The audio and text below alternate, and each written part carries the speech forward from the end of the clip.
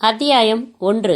முக்கியமான அந்த மெயின் சாலைக்கு முற்றும் சொல்லிவிட்டு இடது கைப்பக்கம் திரும்பினால் உடம்பு இளைத்த கிளைச்சாலை நூல் பிடித்தது போல நேராய் சென்றது.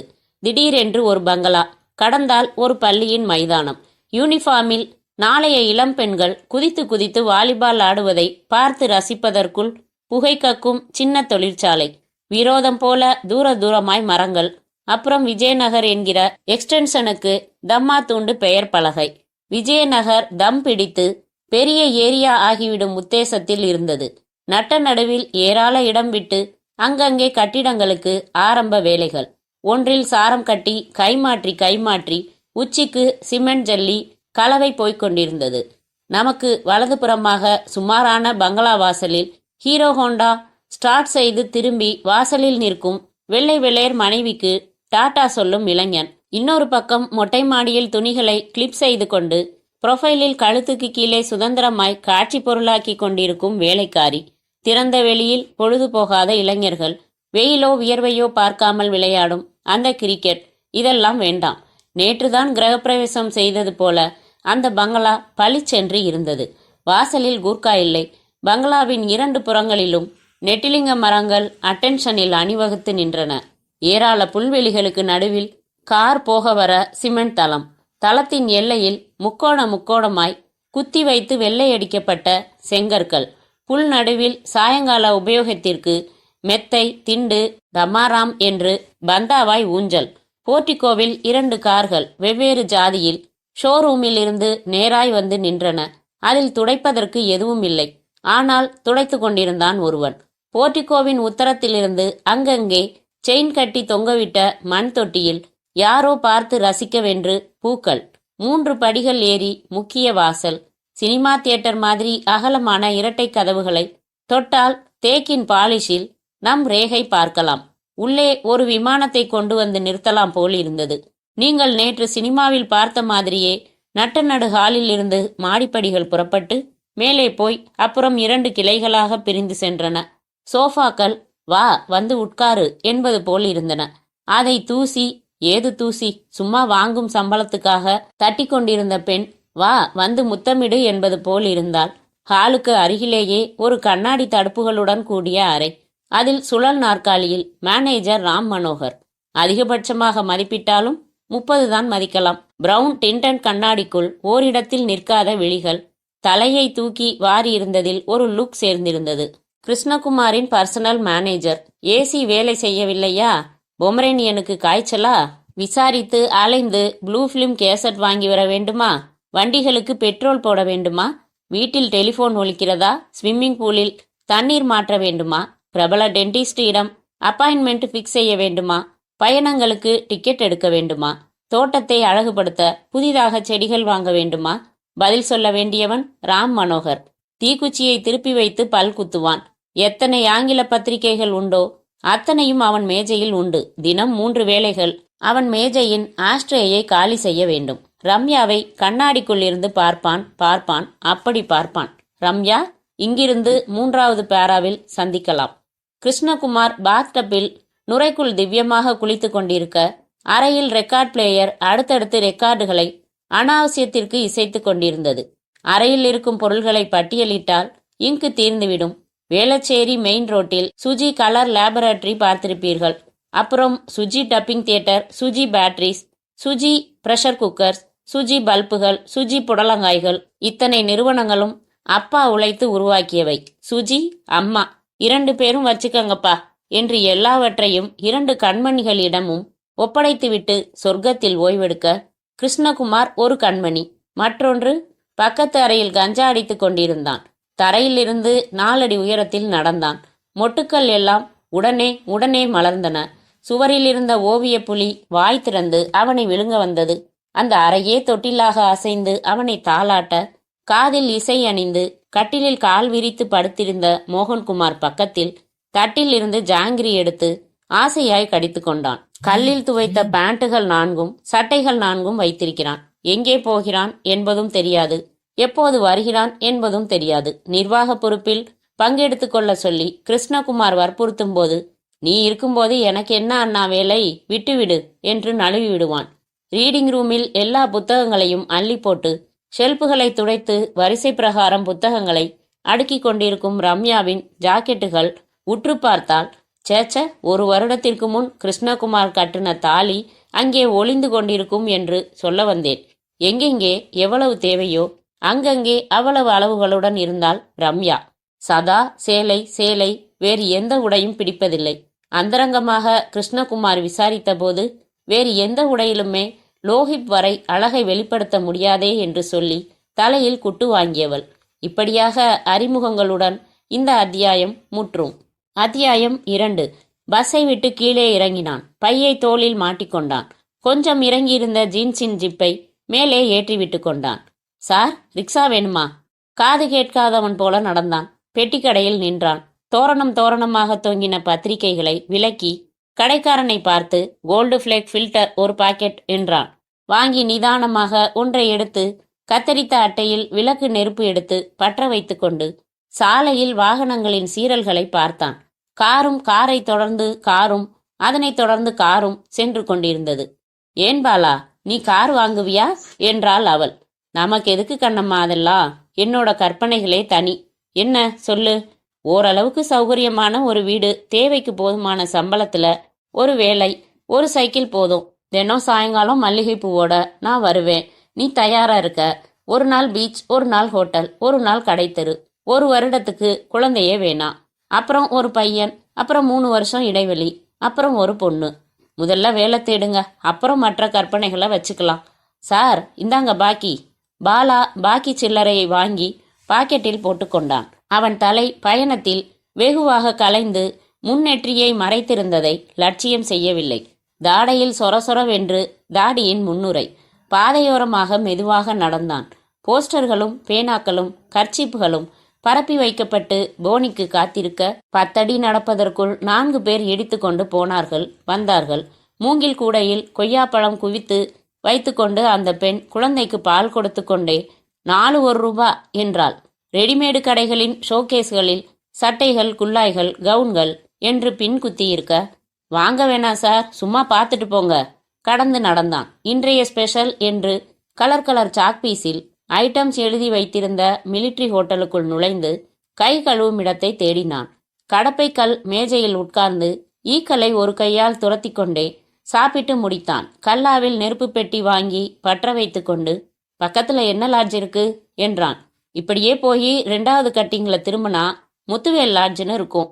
முத்துவேல் லாட்ஜில் படிகள் ஏறி மாடியில் ரிசப்ஷன் மேஜையில் கொட்டாவி விட்டு கொண்டிருந்தவனிடம் ரூம் கேட்க, அவன் இவனுக்கு பின்னால் யாராவது வருகிறார்களா என்று எட்டி பார்த்துவிட்டு, சிங்கிள் ரூம் தானே, நீங்க மட்டும் தானே என்றான்.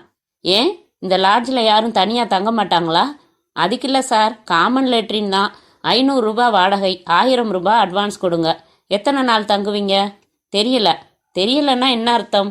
ஒரு காரியமா வந்திருக்கேன், அது முடிஞ்சதும் போயிடுவேன். இந்தாங்க சாவி. ரூம் பாய் எல்லாம் கிடையாது. ஃபேன் ரிப்பேரு, ஓடாது. ஜம்காலம் கொஞ்சம் அழுக்காத்தான் இருக்கும். அப்புறம் புகார் பண்றதுக்கு முன்னாடி சொல்லிடுறேன். வராந்தால நடந்து ரைட்ல திரும்புங்க. Room number 27. ரோடு பார்த்த ரூமு. ஜன்னலை திறந்து வச்சுக்கிட்டு வேடிக்கை பார்த்துக்கிட்டே இருந்தா பொழுது போயிடும். நான் பொழுது போக்குறதுக்காக வரல. பாலா சாவியை எடுத்துக்கொண்டு நடந்து அந்த அறையை திறந்தான். ஒரு கரப்பான் பூச்சி குறுக்கே ஓடியது. மேஜை மேல் காப்பி கரை பிசுக் பிசுக் என்று கையில் ஒட்டியது. ரசம் போன கண்ணாடியும் அழுக்கான தண்ணீர் ஜக்கும் அருவருக்க வைத்தன. மாட்டியிருந்த கைப்பையை கட்டில் மேல் வைத்துவிட்டு அமர்ந்தான். சட்டையின் 2 பட்டன்களை கழற்றி காலரை முதுகு பக்கமாக தள்ளி வாயால் பனியனுக்குள் ஊதிக்கொண்டான். எழுந்து ஜன்னலை திறக்க லட்சம் ஜனங்கள், 10,000 வாகனங்கள் இயக்கத்தில் இருக்க, ஒயர்கள் தனியாக தொங்க ஓடாத ஃபேனை ஒரு தரம் பார்த்து கொண்டான். ஐயோ, எனக்கு வெக்கமா இருக்கு பாலா என்றாள் அவள். என்ன வெக்கம்? நான் யாரு, வேத்து மனுஷனா? அணைக்கட்டு சுத்தி காட்டுறேன்னு அழைச்சிட்டு வந்துட்டு இப்படித்தான் ரூம் போட்டு வைக்கிறதா? என்ன தப்பு? உன்னை கட்டிக்க போறவன் தானே நான். பாலா அவளின் தோளில் கை வைக்க, வேணாம் பாலா என்றாள். ஆனால் கையை விலக்கவில்லை. கருப்பு மணி அணிந்த கழுத்துக்கு கை நகர குறுக்கே பறந்த கரப்பான் பூச்சிக்கு அலறி அடித்து எழுந்தவள், நல்ல வேளை நாம தப்பு செய்ய இருந்தோம் என்று நகர்ந்து கொண்டாள்.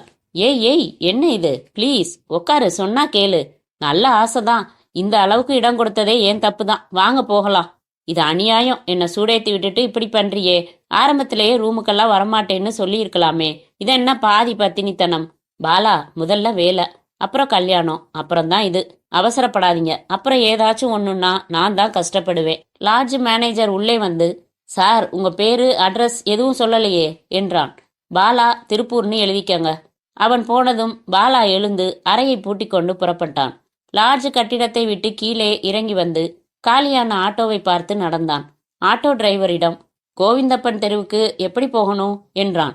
அதோ இருக்கே தெரியுதா, பூக்கடை, போலீஸ் ஸ்டேஷனு, அதை தாண்டி லெஃப்ட்ல திரும்பி நட, விசாரி, பக்கம்தான். விசாரித்து நுழைந்தான். ஒரு முனையில் எதை எடுத்தாலும் 10 ரூபாய்க்கு விற்று கொண்டிருந்தார்கள். லாரி நின்று கெமிக்கல் மூட்டைகளை இறக்கி கொண்டிருந்தது போக மிச்ச இடத்தில் தாராளமாக 2 ஆட்டோ, ஒரு பைக் போய் வந்து கொண்டிருந்தது. பாலா சட்டைப்பையில் இருந்து காகிதம் எடுத்து எண் பார்த்து கொண்டு கதவுகளில் பார்த்தான். வரிசையாக எலக்ட்ரிக் கடைகள் வர தாண்டி, அப்புறம் கெமிக்கல்ஸ் கடைகளாக வர தாண்டி, தெருவின் பரபரப்பு கரைந்து போயிருந்த கடைசி நுனியில் தன் எண்ணை கண்டுபிடித்தான். அந்த வீடு சின்னதாய் இருந்தது, பூட்டி இருந்தது. கொஞ்சம் தள்ளி ஒரு சர்பத் கடை இருந்தது. ஏங்க, அந்த வீடு பூட்டி இருக்குதே, நீங்க துரைசிங்கத்தை பார்க்க வந்தீங்களா? ஆமா, போன வாரம் தான் வெளியில வந்தான். வெளியில எங்கேயாவது போயிருப்பான். வீட்டுல அவன் ஒய்ஃப் அது எப்பவோ ஓடி போச்சே. குழந்தைங்க கொண்டு போய் தாத்தா வீட்டுல விட்டுட்டான். இவனோட தொழிலுக்கு இங்கே வச்சுக்கிட்டு சரிப்படுமா? இப்ப என்ன தொழில் செய்யறான்? கொஞ்ச நாள் டாக்ஸி ஓட்டினான். அதுல கடத்தல் சாமான் ஏத்தி மாட்டிக்கிட்டு உள்ள போயிட்டு வந்தான். அப்புறம் ஆட்டோ ஓட்டினான். ஒரு அடிதடி கேஸுன்னு 15 நாள் உள்ள போயிட்டு இப்பதான் வந்திருக்கான். போறதும் வர்றதும் சகஜமா போச்சு. நீங்க என்ன சொந்தமா? இல்ல, ஃப்ரெண்டு. புத்தி சொல்லுங்க. வாசல்ல ஒரு வெத்தலைப்பாக்கு கடை போட்டா கூட பொழைச்சுக்கலாம் இங்க. பாலா பெஞ்சில் உட்கார்ந்து ஒரு சர்பத் குடித்து விட்டு ஒரு சிகரெட்டை முடிப்பதற்கு முன்னால் தூரத்தில் துரைசிங்கத்தை பார்த்துவிட்டு, வந்துட்டான் என்று எழுந்து சென்றான். பாலா, வாயா வாயா, துபாய்க்கு போயிட்டதா சொன்னாங்க. என்ன சீக்கிரம் வந்துட்ட? உள்ளாரவா என்று பூட்டை திறந்தான்.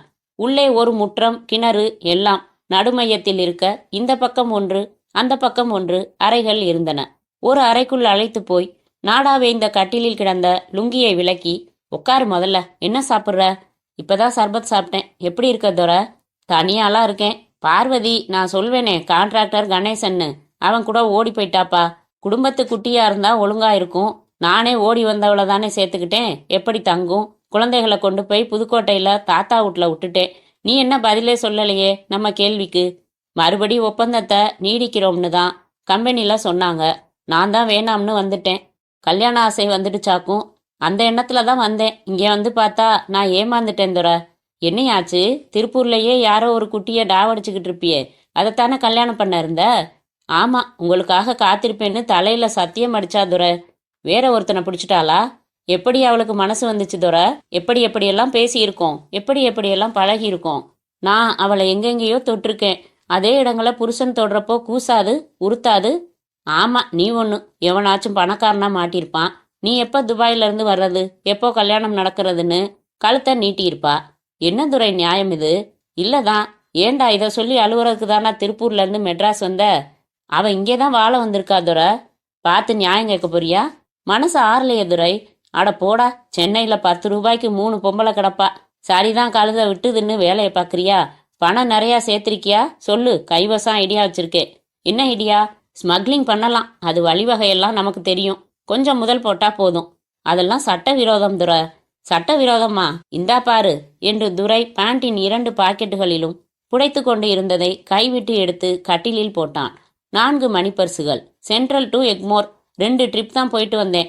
4 பர்சு லாவியாச்சு. இன்னும் 1 வாரத்துக்கு பிரச்சனை இல்ல. அட பாவி, பிக் பாக்கெட் வேற அடிக்கிறியா? சரியா, அடிக்கல, விட்டுடுறேன். ஒரே ஒரு ஐடியா சொல்லு, அப்புறம் இதை விட்டுடுறேன். ஆமா, உன் லவர் யாரோ பணக்காரனை கல்யாணம் பண்ணிக்கிட்டு வந்திருக்கான்னு தானே சொன்ன? ஆமா. பாட்டி யாரு சொல்லு? ரொம்ப பெரிய புள்ளி துரை. சுஜி பேட்டரி குக்கர்னு தயாரிக்கிறாங்களே, கிருஷ்ணகுமாராம். கார் பங்களான்னு ரொம்ப பெரிய இடம். கொஞ்சம் மௌனமாக இருந்த துரைசிங்கம், பிரமாதமா ஒரு ஐடியா படுது, நான் சொன்னா கேப்பியா என்றான். இப்படியாக ஒரு சதித்திட்டத்தின் ஆரம்பத்துடன் 2ஆம் அத்தியாயம் முற்றும். அத்தியாயம் 3. ரம்யா குளியலறையின் கதவை கொஞ்சமாக திறந்து அறைக்குள் கட்டிலில் பார்த்தாள்.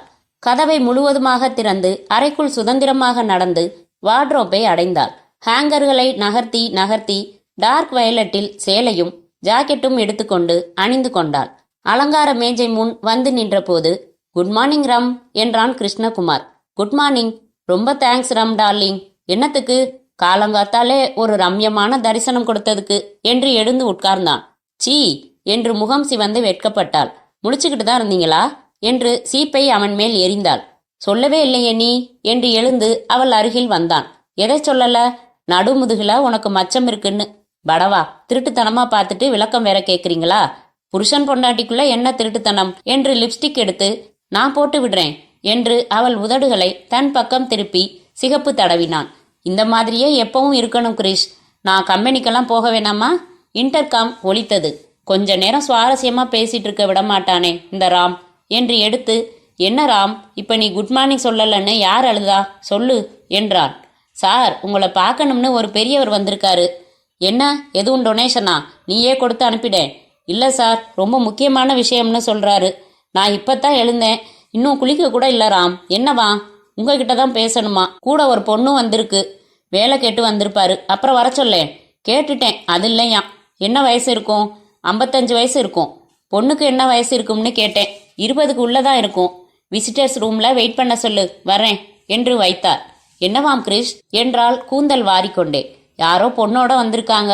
எனக்கு கல்யாணம் ஆயிடுச்சுன்னு தெரியாதுன்னு நினைக்கிறேன். பொண்ணுங்களை மட்டும் காத்திருக்க வைக்க கூடாது. ரம்யா, குளிச்சிடுறேன் முதல்ல. உடனே ஒரு சுறுசுறுப்பு வந்துடுமே. கிருஷ்ணகுமார் குளித்து விட்டு வந்து விசிலுடன் உடை அணிந்து கொண்டான். அவன் தலை சீவிக்கொள்ள ரம்யா சாக்ஸ் அணிவித்து ஷூக்கள் மாட்டிவிட்டாள்.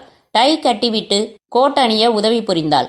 அவள் எடுத்து கொடுத்த சிகரெட் கேஸை திறந்து பார்த்து, என்ன ரம், இன்னைக்கு 5 சிகரெட் தான் வச்சிருக்க, பத்தாது. போதும், கொஞ்சம் கொஞ்சமா குறைக்க சொல்லியிருக்கேன் இல்ல. உனக்கு தெரியாம நான் தனியா வாங்கிக்க முடியாதா? மாட்டீங்க, எனக்கு தெரியும். ரைட். அப்புறம் நேத்து கொடுத்து அனுப்பிச்சேனே, கேசட் பார்த்துட்டியா? உதைக்கணும் உங்களை. நல்ல இங்கிலீஷ் பிக்சர் கேட்டா என்ன அனுப்புனீங்க? கருமம் கருமம். அதுவும் இங்கிலீஷ் பிக்சர் தானே. 4 விஷயம் பார்த்தா நமக்கு சௌகரியமா இருக்குமேன்னு தான் அனுப்பிச்சேன். நிஜமா பார்க்கலையா நீ? 5 நிமிஷம் கூட பார்க்கல. சே, மோசம் கிருஷ் நீங்க. 10 நிமிஷத்துக்கு அப்புறம் தான் விஷயமே இருக்கு. பாரு, நான் கீழே போய் வந்தவங்களை பார்த்துட்டு டைனிங் ஹாலுக்கு வந்துடுறேன் என்ன என்று அவளின் கன்னத்தில் தட்டிவிட்டு புறப்பட்டான். கீழே வந்தான்.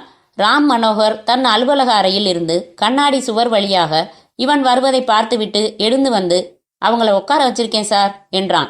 நான் பார்த்துக்கிறேன் என்று நீளமான கம்பளத்தில் நடந்து விசிட்டர்ஸ் ஹாலுக்குள் நுழைந்தவுடன் அந்த பெண்ணும் பெரியவரும் எழுந்து கொண்டார்கள். உட்காருங்க என்று விட்டு இவனும் அமர்ந்து அவர்களை நிதானமாய் பார்த்தான். பெரியவர் கதர் அணிந்திருந்தார். கருப்பு தாவணி அணிந்த பெண் கண்ணாடி வளையல் போட்டிருந்தாள். என்ன சொல்லுங்க. பெரியவர் தன் மகளை ஒரு தரம் பார்த்து கொண்டார். சார், என் பொண்ணு பிகாம் முடிச்சுட்டு கம்ப்யூட்டர் கிளாஸ் போய்கிட்டு இருக்கா. நினைச்சேன், என்னோட எந்த கன்சர்ன்லையும் இப்போ எந்த வேலையும் காலி இல்லை. காலி இருந்தா பேப்பர்ல போடுவோம், அப்போ அப்ளை பண்ண சொல்லுங்க. நாங்க வேலை கேட்டு வரல சார். வேற என்ன, சீக்கிரம் சொல்லுங்க, எனக்கு நேரம் இல்லை. இதை படிச்சு பாருங்க என்று மேல் பாக்கெட்டில் இருந்து எடுத்து கொடுத்த காகிதத்தை சுவாரஸ்யம் இல்லாமல் பிரித்தான். ஹாய் காமாட்சி, பேர்தான் நல்லா இல்ல, ஆள் டக்கரா இருக்க. என் கூட வர்றியா? ஜஸ்ட் 2 மணி நேரம், சந்தோஷமா இருக்கலாம். என்ன வேணும்னாலும் தர்றேன். பாவம், தினம் பஸ் பிடிச்சு இன்ஸ்டிடியூட் வர்ற. ஒரு லூனா மொபைல் வாங்கி தரட்டுமா? இதுல தப்பே இல்ல. என்ன சொல்ற? படித்து விட்டு பதட்டமாக நிமிர்ந்தான். இந்த லெட்டர் உங்க தம்பி மோகன்குமார் கொடுத்திருக்காரு. நேரே போலீஸ் ஸ்டேஷன் போயிருப்பேன். அது பகையை வளர்க்கும். அதனாலதான் உங்ககிட்ட வந்தேன். காசு பணம் இல்லாதவங்கன்னா அவங்க கேவலமானவங்கன்னு அர்த்தமா சார்? இருங்க இருங்க, இத என் தம்பி தான் கொடுத்தானா? சொல்லேன் காமாட்சி. ஆமா சார், தினம் நான் கிளாஸுக்கு போறப்ப வர்றப்ப எல்லாம் 2 ஃப்ரெண்ட்ஸோட சேர்ந்து கலாட்டா பண்ணிக்கிட்டு இருப்பாரு. அதை நான் அலட்சியப்படுத்திட்டு மௌனமா போயிடுவேன். நேத்து இதை கையில கொடுத்துட்டு போயிட்டாரு. கேட்டுக்கிட்டீங்களா சார்? தப்புன்னா யார் செஞ்சாலும் தப்பு தான் சார். இருங்க ராம் என்று இங்கிருந்தே கத்தினான் கிருஷ்ணகுமார். ராம் ஓடி வந்து, என்ன சார், மோகன் எங்க? தோட்டத்துல எக்ஸசைஸ் பண்ணிட்டு இருக்கார் சார். கூப்பிடு, உடனே இங்க வர சொல்லு. ராம் போனதும், இவனோட பெரிய தலைவலியா போச்சு சார். கண்டிக்கிறதுக்கு அப்பா அம்மா இல்ல, பொறுப்பே இல்லாம சுத்துறான். சரி, கல்யாணம் பண்ற வரைக்கும் எப்படியோ போகட்டும்னு பார்த்தா இப்படி விவகாரம் எல்லாம் கொண்டு வர்றான். சுத்த அயோக்கியத்தனம் சார். எனக்கு ஒழுக்கம் ரொம்ப முக்கியம். வரட்டும் சார், நாங்க போறோம். நீங்க தனியா கண்டிச்சிடுங்க. இல்ல இருங்க, உங்க பொண்ணுகிட்டயே மன்னிப்பு கேட்க சொல்றேன். அதான் முறை. அப்பதான் அவனுக்கும் படும். அரை டவுசருடன் மேலே ஒரு ஸ்போர்ட்ஸ் பனியனுடன் வேகமாக உள்ளே வந்த மோகன்குமார், என்னன்னா என்றவன் பெரியவரையும் பெண்ணையும் பார்த்துவிட்டு திடுக்கிட்டு நின்றான். 10 அடி தள்ளி அமைதியாக நின்றான் ராம் மனோகர். இவரை உனக்கு தெரியுமா? இந்த பொண்ணை தெரியுமா என்றான் கிருஷ்ணகுமார் அமைதியாக. யாருண்ணா இது? துரைக்கு யாருன்னு தெரியலையா? இந்த லெட்டரை எழுதி கொடுத்தப்ப மட்டும் எப்படி தெரிஞ்சது? என்று அவன் முகத்துக்கு நேரே கடிதத்தை நீட்ட மோகன்குமார் காமாட்சியை எரிக்கிற பார்வை பார்த்தான். அவள் படக்கென்று தலையை குனிந்து கொண்டாள். அங்கே என்னடா பார்வை? என்கிட்ட பேசு. இதெல்லாம் என்ன வேலை? சும்மா வந்து ஒரு தமாஷுக்கு எழுதினதெல்லாம் பெருசுப்படுத்தாதீங்க. எதுடா தமாஷ்? கட்டிலுக்கு கூப்பிடுறது தமாஷா? என்ன மனசுல நினைச்சுக்கிட்டு இருக்க நீ? அயோக்கிய ராஸ்கல். அண்ணன் தானே, கண்டுக்க மாட்டான், எதுவும் சொல்ல மாட்டான், இஷ்டம் போல எது வேணாலும் செய்யலாம்னு நினைச்சுக்கிட்டு இருக்கியா? அவர்களுக்கு முன்னால் கிருஷ்ணகுமார் கடுமையாக பேசினது சுரீர் என்று இருந்தது மோகனுக்கு. அதான் விளையாட்டுக்கு கொடுத்தேன்னு சொல்றேன்ல. சி, வெக்கமா இல்ல உனக்கு இப்படி நடந்துக்கிறதுக்கு? மன்னிப்பு கேள்டா அந்த பொண்ணுகிட்ட. மோகன் மௌனமாக முறைத்தான். செஞ்சது கேவலமான காரியம், அப்புறம் என்னடா முறைப்பு? பெரியவர் எழுந்து கொண்டார். வாமா போலாம், மன்னிப்பெல்லாம் கேட்க வேணாம் சார். இனிமே இப்படி எதுவும் தொல்லை கொடுக்காம இருந்தா போதும். கல்யாணத்துக்கு இருக்கிற பொண்ணு யாராச்சும் பார்த்து எப்படியாச்சும் திருச்சி பேசிட்டா வாழ்க்கையே வீணா போயிடும் சார். இருங்க, இப்ப நீ மன்னிப்பு கேட்க போறியா இல்லையாடா? அவர்தான் வேணாம்னு சொல்றாருல்ல என்றான் முறைப்பாக, டவுசரின் பாக்கெட்டுகளுக்குள் கைகளை விட்டுக்கொண்டு. சரி விடுங்க சார், நீங்க இவ்வளவு தூரம் பெருந்தன்மையா நடந்துகிட்டதே போதும், நாங்க வர்றோம் என்று அவர்கள் இருவரும் வெளியேறி போனதும் மோகன்குமார் திரும்பி நடந்து, இங்க என்னையா வேடிக்கை, உன் வேலையை பாரு போ என்று ராம் மனோகரின் மேல் பாய்ந்தான். மோகன் இங்க வா என்றான் கிருஷ்ணகுமார் எழுந்திருக்காமல். என்ன என்றான் தூரத்தில் இருந்தே. தம்பிங்கிற மரியாதைய நான் என்னைக்கும் கொடுக்க தயாரா இருக்கேன். ஆனா ஒழுக்கம்னு வந்துட்டா யாருன்னு பார்க்க மாட்டேன், ஞாபகத்துல வச்சுக்க. இந்த மாதிரி நீ நடந்துக்கிறது எனக்கு கொஞ்சம் கூட பிடிக்கல. நீங்க நடந்துக்கிறதும் எனக்கு பிடிக்கல. என்னடா செஞ்சேனா? அவங்களுக்கு முன்னாடியே என்ன அவமானப்படுத்தி இருக்க வேண்டியதில்ல. மேனேஜர் வேற நின்றுகிட்டு இருந்தான். நாளைக்கு அவங்கிட்ட எனக்கு என்ன மதிப்பு இருக்கும்? மதிப்பு கொடுக்கற மாதிரி நீ நடந்துக்க முயற்சி பண்ணு போ. மோகன்குமார் தன் அண்ணனை நேரடியாக ஒரு தரம் மூக்கு விடைக்க முறைத்து பார்த்துவிட்டு வேகமாக நடந்து சென்றான். கிருஷ்ணகுமார் எழுந்து ஆத்திரம் அடங்காமல் டைனிங் ஹாலுக்கு வந்தான். தட்டுகளை எடுத்து வைத்துக் கொண்டிருந்த ரம்யாவிடம், மோகன் என்ன காரியம் பண்ணியிருக்கான் தெரியுமா என்றான். தெரியும், எல்லாம் கேட்டுக்கிட்டு தான் இருந்தேன். நீங்க கத்துனது இங்கே வரைக்கும் கேட்டுது என்று இட்லிகளை எடுத்து வைத்தாள். பின்ன என்ன, நல்லா அமைஞ்சிருக்கான் பாரு தம்பி. மெச்சுக்கிற மாதிரி ஒரு காரியம் செஞ்சிருக்கானா சொல்லு. வயசு அப்படிங்க, அதுக்காக எப்படி வேணும்னாலும் நடந்துக்கலாமா? ஆம்பளையாகட்டும் பொம்பளையாகட்டும், ஒழுக்கத்துல தப்புன்னா என்னால அதை அனுமதிக்கவே முடியாது. கண்டிச்சதுக்கு முறைச்சிட்டு போறாண்டி, சொல்லி வை அவங்கிட்ட. இன்னொரு தடவை இப்படி எதுவும் நடந்துச்சுன்னா இந்தாடா தம்பி உன் பங்கு உனக்கும் எனக்கும் ஒத்து வராதுன்னு பிரிச்சு விட்டுடுவேன். 3 வருஷத்துல எல்லாத்தையும் தொலைச்சிட்டு தெருவில் நிற்பான். இவன் பங்கையும் சேர்த்து வச்சு பாதுகாத்து அதை பல மடங்கா பெருக்கணும்னு எனக்கு என்ன தலையெழுத்தா? சரி விடுங்க, எதுலையோ ஆரம்பிச்சு எங்கேயோ போறீங்க, முதல்ல சாப்பிடுங்க, உங்களுக்கு கம்பெனிக்கு போக நேரமாச்சு. கோபம் மாறாமல் கிருஷ்ணகுமார் சாப்பிட ஆரம்பித்தான். இப்படியாக அண்ணன் தம்பி விரிசலுடன் 3ஆம் அத்தியாயம் முற்றும். அத்தியாயம் 4. சமையல்காரனுக்கு மத்தியான சாப்பாட்டிற்கு மெனு ரம்யா சொல்ல சொல்ல அவன் பவ்யமாக குறித்து கொண்டான். சமையலறையை விட்டு வெளியே வந்து ஹாலை கடந்து போர்ட்டிகோவுக்கு வந்தாள். படியில் உட்கார்ந்து பத்திரிகை படித்த டிரைவர் எழுந்து அம்மா என்றான். அருகில் வந்தான். ஃபியட் வண்டியில பின்பக்கம் பெயிண்டிங் டச் பண்ண சொன்னேனே, பண்ணிட்டியா? இல்லம்மா, இன்னைக்கு வண்டிக்கு வேலை எதுவும் இல்ல, போய் செஞ்சுட்டு வந்துடு என்றாள். தோட்டத்தில் புல்வெளிக்கு தண்ணீர் பாய்ச்சுவதை பார்த்து கொண்டிருந்து விட்டு உள்ளே வந்தாள். கையில் ஹெல்மெட்டுடன் கண்களில் கூலிங் கிளாஸுடன் படியிறங்கி வந்த மோகன்குமார், அண்ணி ஒரு நிமிஷம் என்றான். என்னப்பா? அண்ணங்கிட்ட ஒரு வார்த்தை சொல்லி வைங்க. என்ன சொல்லணும்? அனாவசியமா என்னோட சொந்த விஷயங்கள்ல தலையிட வேணான்னு சொல்லுங்க. ஒரு அளவுதான் என்னால பொறுமையா இருக்க முடியும். அதில்லப்பா என்று இவள் பதில் சொல்ல ஆரம்பிப்பதை கவனிக்காமலேயே நடந்து வெளியே வந்து, என் வண்டியை துடைக்கிறதுக்கு உங்க அப்பா நாடா வருவான் நாயே என்று டிரைவரிடம் சீறிவிட்டு ஓரமாக நின்ற யமஹா பைக்கின் மேல் கைக்குட்டையால் தட்டிவிட்டு அமர்ந்து புறப்பட்டு சென்றான். ரம்யா தோள்களை ஒரு முறை குலுக்கி கொண்டு பெருமூச்சு விட்டாள். மேலே நடக்க, மேடம் என்று வந்தான் ராம் மனோகர். மரியாதையான தூரத்தில் நின்று மார்புகளை பார்த்து விட்டுத்தான் முகத்துக்கு வந்தான். புதுசா இன்னொரு ஃபோன் கேட்டிருந்தோம், டெபாசிட் கட்ட சொல்லி நோட்டீஸ் வந்திருக்கு. சார்கிட்ட சொல்லி செக் வாங்க மறந்துட்டேன். கேஷா இருந்தா கொடுங்க, கட்டிடலாம். அவரை கேட்காம தரமாட்டேன். கம்பெனிக்கு போய் வாங்கிட்டு அப்படியே போய் கட்டிட்டு வந்துருங்க. சரி மேடம். ரம்யா மாடிப்படிகளில் மேலே ஏற பொறுமையாக நின்று பின் அசைவுகளை ரசித்து கொண்டிருந்தான். ரம்யா தன் அறைக்கு வந்தாள். கிருஷ்ணகுமார் கலற்றி போட்டிருந்த உடைகளை எடுத்து லாண்டரி பக்கெட்டில் போட்டுவிட்டு பத்திரிகைகளை ஒழுங்குபடுத்திவிட்டு படுக்கை விரிப்பின் சுருக்கங்களை சரி செய்தாள். ஆடுகிற நாற்காலியில் அமர்ந்து ரிமோட் கண்ட்ரோலில் டிவியை இயக்கினாள். நேற்று 10 நிமிஷம் பார்த்த படம் இப்போது தொடர்ந்த போது டெலிபோன் ஒலித்தது. எழுந்து சென்று கட்டிலில் அமர்ந்து எடுத்தாள். ஹலோ. அப்பாடா, நீயே கிடைச்சிட்ட. முதல்ல கூப்பிட்டேன், எவனோ எடுத்தான். யார் நீங்க? என் குரல் தெரியல?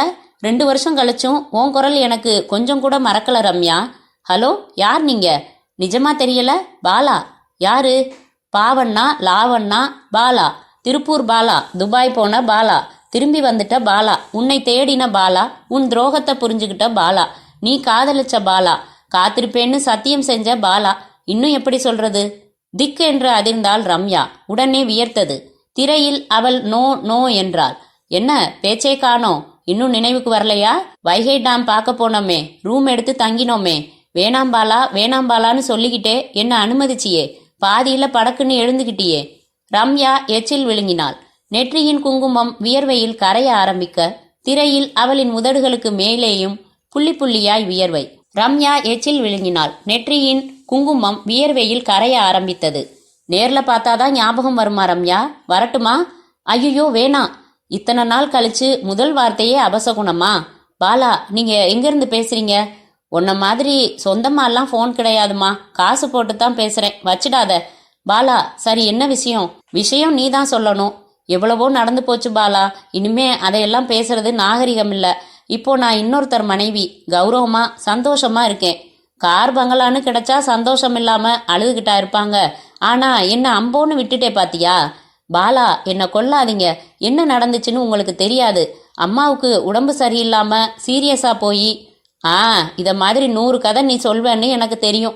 நான் என்ன சொன்னாலும் நீங்க நம்ப போறதில்ல. ஆனா மனப்பூர்வமா ஒன்று சொல்றேன். என்ன மன்னிச்சிடுங்க. எல்லாம் சரியா போயிடுமா? இத சொல்லிட்டா இதுவே உன் வயிற்றுல ஒரு குழந்தை கொடுத்துட்டு வேற கல்யாணம் செஞ்சுட்டு என்னை மன்னிச்சிடு ரம்யானா விட்டுடுவியா? வேற என்ன இப்போ நான் பண்ண முடியும்? நீ எதுவும் பண்ண முடியாது. ஆனா நான் ஏதாச்சும் பண்ணலாம் இல்லையா? பாலா, என்ன சொல்றீங்க? நேர்ல பார்த்தா விபரம் சொல்லலாம். வரட்டுமா? ஐயோ, நீங்க இங்க வந்துடாதீங்க ப்ளீஸ். அப்போ நீ வரேங்கிறியா? நான் எதுக்காக வரணும்? உன் சந்தோஷமான வாழ்க்கை தொடரணும்னா வரணும். எங்கே வரணும்? நான் இருக்கிற இடம் டஞ்சன். உன் அந்தஸ்துக்கு உட்கார வைக்க கூட ஒரு நல்ல நாற்காலி இல்லை. சென்னைக்கு நான் புதுசு. எங்கே சந்திக்கலாம்னு நீ தான் சொல்லணும். ரம்யா படபடப்பாக நகத்தை கடித்தாள். உங்களுக்கு முரளி கிருஷ்ணா தியேட்டர் தெரியுமா? தெரியாது. வாட்சை பார்த்து கொண்டாள். ஆட்டோக்காரன்கிட்ட சொன்னா கொண்டாந்து விடுவான். மார்னிங் ஷோ டைம் இது. பாக்ஸ் டிக்கெட் 2 எடுத்துட்டு வெளியில வெயிட் பண்ணுங்க, நான் வரேன். நான் சினிமா பார்க்க கூப்பிடல ரம்யா, நான் சினிமா பார்க்க வரல. ரம்யா படக்கென்று போனை வைத்தாள். மார்பு படபடவென்று அடித்து கொண்டது.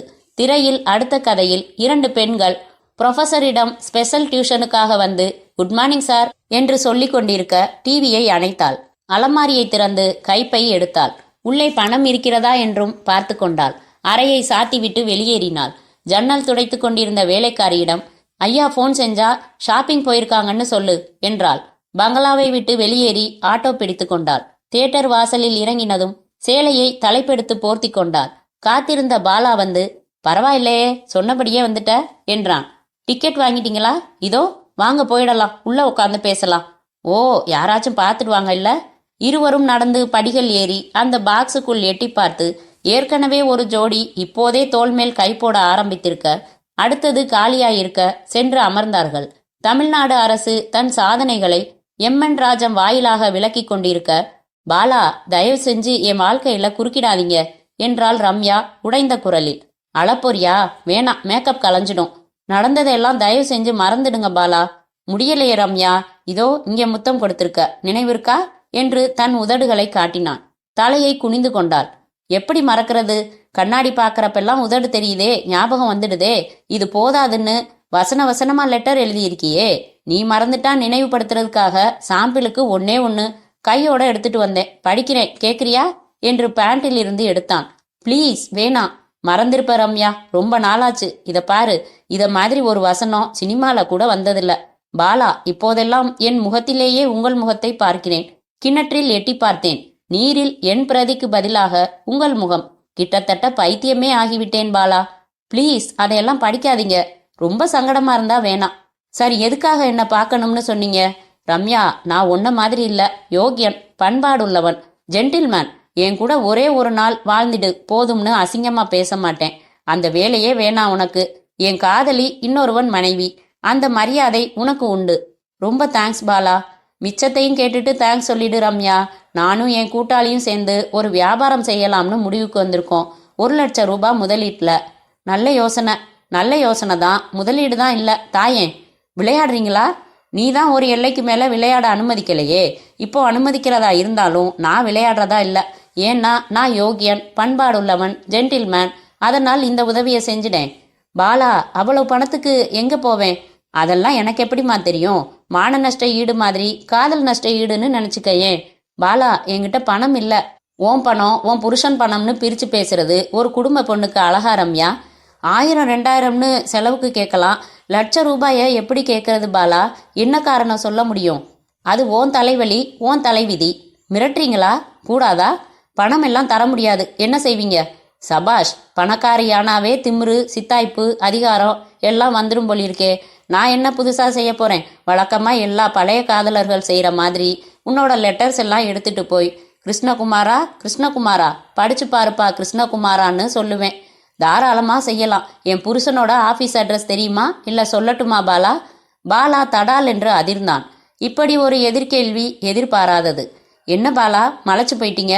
நான் இங்கே ஏன் வந்தேன் தெரியுமா? நாம் ஏற்கனவே பழகின பழக்கத்துக்காக, உங்களை நேரில் சந்திச்சு மன்னிப்பு கேட்கறதுக்காக. இப்படி மிரட்டுவீங்கன்னு நான் எதிர்பார்க்கல. நீங்களும் நானும் பழகினது, நான் லெட்டர் எழுதினது எல்லாத்தையும் என் புருஷன்கிட்ட ஒளிவு மறைவு இல்லாமல் எப்போவோ சொல்லிட்டேன்.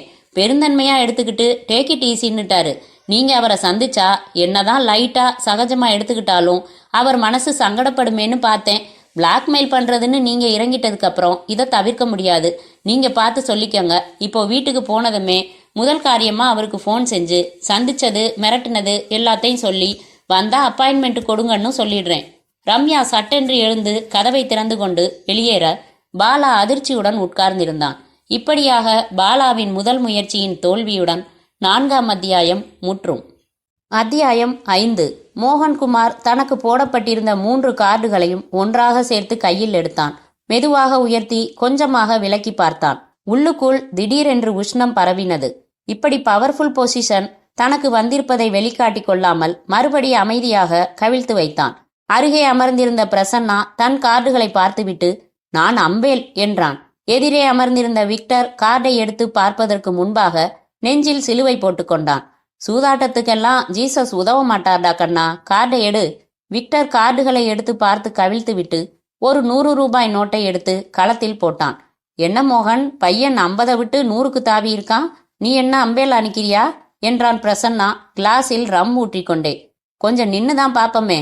மோகன் ஒரு 100 ரூபாய் நோட்டை எடுத்து போட்டான். சரிதான், அப்ப டக்காப் வார் தான், மோதிக்கங்க. விக்டர் மறுபடி பணம் போட, மோகனும் போட, விக்டர் மீண்டும் போட, மோகனும் தொடர மேஜை மேல் 100 ரூபாய் தாள்களாக விழுந்து கொண்டே இருந்தது. என்னங்கடா இது, 2 பேர்கிட்டையுமே ஹெவியா? ஷோ கேளேண்டா விக்டர். எனக்கு ஒன்றும் அவசியம் இல்லை என்று விக்டர் மறுபடி பணம் போட, நீயாச்சும் கேளேண்டா மோகன். எனக்கும் ஒன்றும் அவசியம் இல்லை என்று மோகன் பாக்கெட்டை தொட்டு பார்த்து பணம் தீர்ந்ததை உணர்ந்து எழுந்து பேண்ட் பாக்கெட்டுகளில் பார்த்து அங்கும் இல்லாமல் போக அவமானமாக உணர்ந்தான். என்ன மோகன், ஓபன் பண்ணட்டுமா என்றான் விக்டர் கேலியாக. தேவையில்லை, இந்த வாட்ச் 1000 ரூபாய், இதை வைக்கிறேன். தில் இருந்தா நீயும் தொடர்ந்து ஆடு, இல்லன்னா ஷோ கேளு என்று மோகன் தன் வாட்சை கலற்றி போட்டான். விக்டர் அதிர்ந்து போய் புருவங்களை சுருக்கி யோசித்து என்ன ஆனாலும் சரி என்று தன் வாட்சை கலற்றி போட்டான். நான் ஷோ கேட்கறதா இல்ல. மோகன் சளைக்காமல் தன் கழுத்தில் அணிந்த குட்டி செயினை கொக்கி நீக்கி கலற்றினான். இது 2 பவுன் மதிப்பு தெரியுமா என்று மேஜையில் எறிந்தான். நானும் ஷோ கேட்கறதா இல்ல, எனக்கு ஒரு கிளாஸ் ஊத்துடா பிரசன்னா என்றான். விக்டர் தன் வலது கையில் கட்டியிருந்த பிரேஸ்லெட்டை கலற்றினான். இதுவும் 2 பவுன் தான். அந்த 2 பவுனுக்கு என்ன மதிப்போ அதே மதிப்பு தான் இதுக்கும். பிரசன்னா, எனக்கும் ஒரு கிளாஸ். டேய் டேய், ஏண்டா நமக்குள்ள வம்பு? வினையா முடிஞ்சிடும். யாராச்சும் ஒருத்தன் ஷோ கேட்டுடுங்க. எப்படி இருந்தாலும் யாராச்சும் ஒருத்தன் தான் ஜெயிக்க போறீங்க. மோகன், நீ தான் விட்டுக்கொடேன். நான் தான் ஜெயிக்க போறேன். விக்டர் வீம்புக்கு என்ன சூடேத்திட்டான். இப்போ நான் ஏன் விட்டு கொடுக்கணும்? இது என்ன தெரியுமா என்று மோகன் தன் ஜெர்கின் பாக்கெட்டுக்குள்ளிருந்து எடுத்து அந்த சாவி கொத்தை ஆட்டினான். வாசல்ல நிக்கிற யமஹா பைக்கோட சாவி. போன வாரம் தான் வாங்கினது. இதுக்கு மதிப்பு தெரியுமா என்று சாவி கொத்தை மேஜை மேல் போட்டான். விக்டரும் உடனே தன் சாவி கொத்தை எடுத்து இது ஏன் ஹோண்டா சாவி, இதுவும் இம்போர்ட்டட் பைக் தான் என்று மேஜையில் எறிந்தான். பிரசன்னா நீட்டிய கிளாஸை மடக் மடக்கென்று குடித்துவிட்டு பெருமூச்சுடன் பார்த்தான். என்னடா இன்னைக்கு இவ்வளவு விபரீதமா போயிட்டீங்க 2 பேரும்? போதும், இதான் எல்லை. 2 பேருக்கும் திமிரு இருக்கு. ரைட், 2 பேரும் ஷோ கேட்க வேணாம். நான் மிடில் மேன். நான் சொல்றதுக்கு கட்டுப்படுங்க. 2 பேர் கார்ட்ஸையும் நான் திறக்கிறேன். யார் பவர்ஃபுல்லோ அவங்க எல்லாத்தையும் எடுத்துக்கங்க என்ன என்றான் பிரசன்னா. 2 பேரும் ஒருவரை ஒருவர் உர்ரென்று பார்த்து கொண்டு அமைதியாயிருக்க, வெல் மோகன், முதல்ல உன் கார்டு என்று எடுத்து புரட்டி வைத்தான். Triple J, very good. இப்போ விக்டர், உன் கார்டு என்று எடுத்து புரட்டி வைத்தான். மோகன்குமாருக்கு ஒரு வினாடி இதயத்தின் துடிப்பு நின்று பிறகு மீண்டது. முகம் முழுக்க ரத்தம் பாய விக்டர் புன்சிரிப்போடு மேஜை மேல் இருந்த அத்தனையையும் தன் பக்கம் நகர்த்தி கொண்டே, என்ன மோகன், வீட்டுக்கு போக டாக்ஸி செலவுக்கு ஏதாச்சும் தரட்டுமா என்று கிண்டலாக கேட்டது. ஏற்கனவே விடவிடத்து டென்ஷனாகி உட்கார்ந்திருந்த மோகன், என்னடா சொன்ன என்று பாய்ந்து விக்டரின் சட்டையை கொத்தாக பிடித்து, டாக்ஸி செலவுக்கு பணம் தரியா? நான் உனக்கு காரே பிச்சையா தருவேண்டா. நீ ஒரு ஆம்பளையா இருந்தா நாளைக்கும் இதே இடத்துக்கு வரணும். நானும் வர்றேன். கடைசி வரைக்கும் விளையாடுவேன். சொத்தே அழிஞ்சாலும் சரி என்றான் காட்டமாக.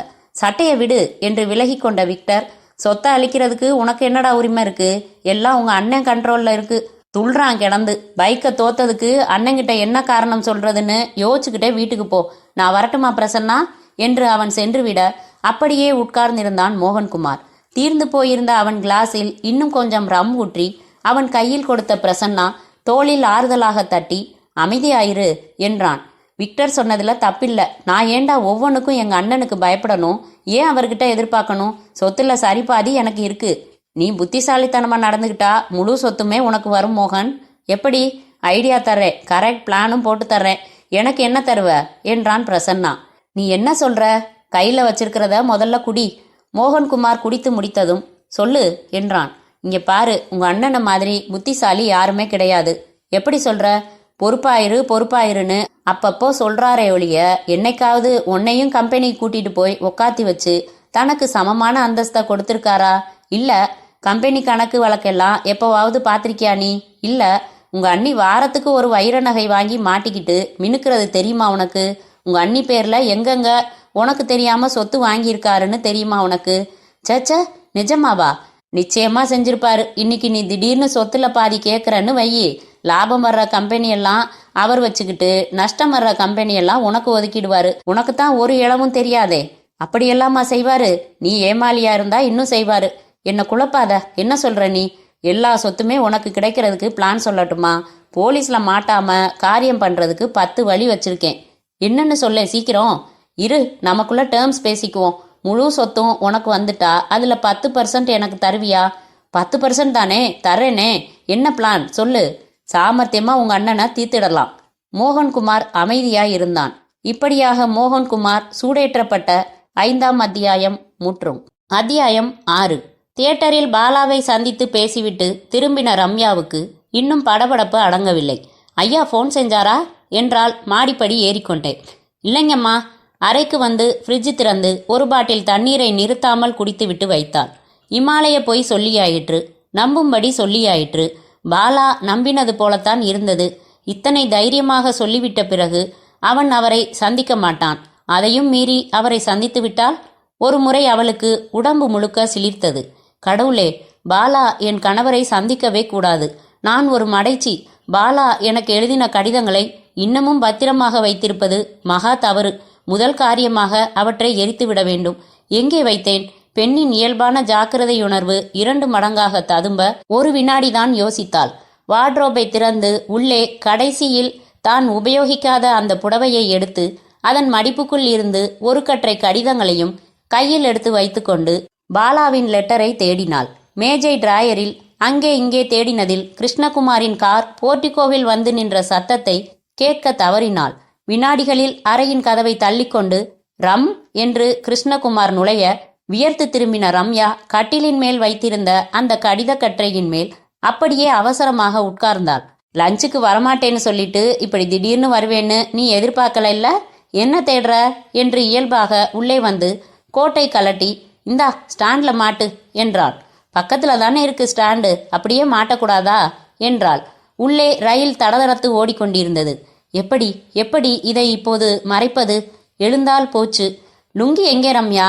உள்ள மடிச்சு வச்சிருப்பியே, எடுத்து தரியா? இல்ல அதுவும் நானே எடுத்துக்கட்டுமா? அதையும் நீங்களே எடுத்துக்க வேண்டியதுதான். ஏய், என்னாச்சு உனக்கு?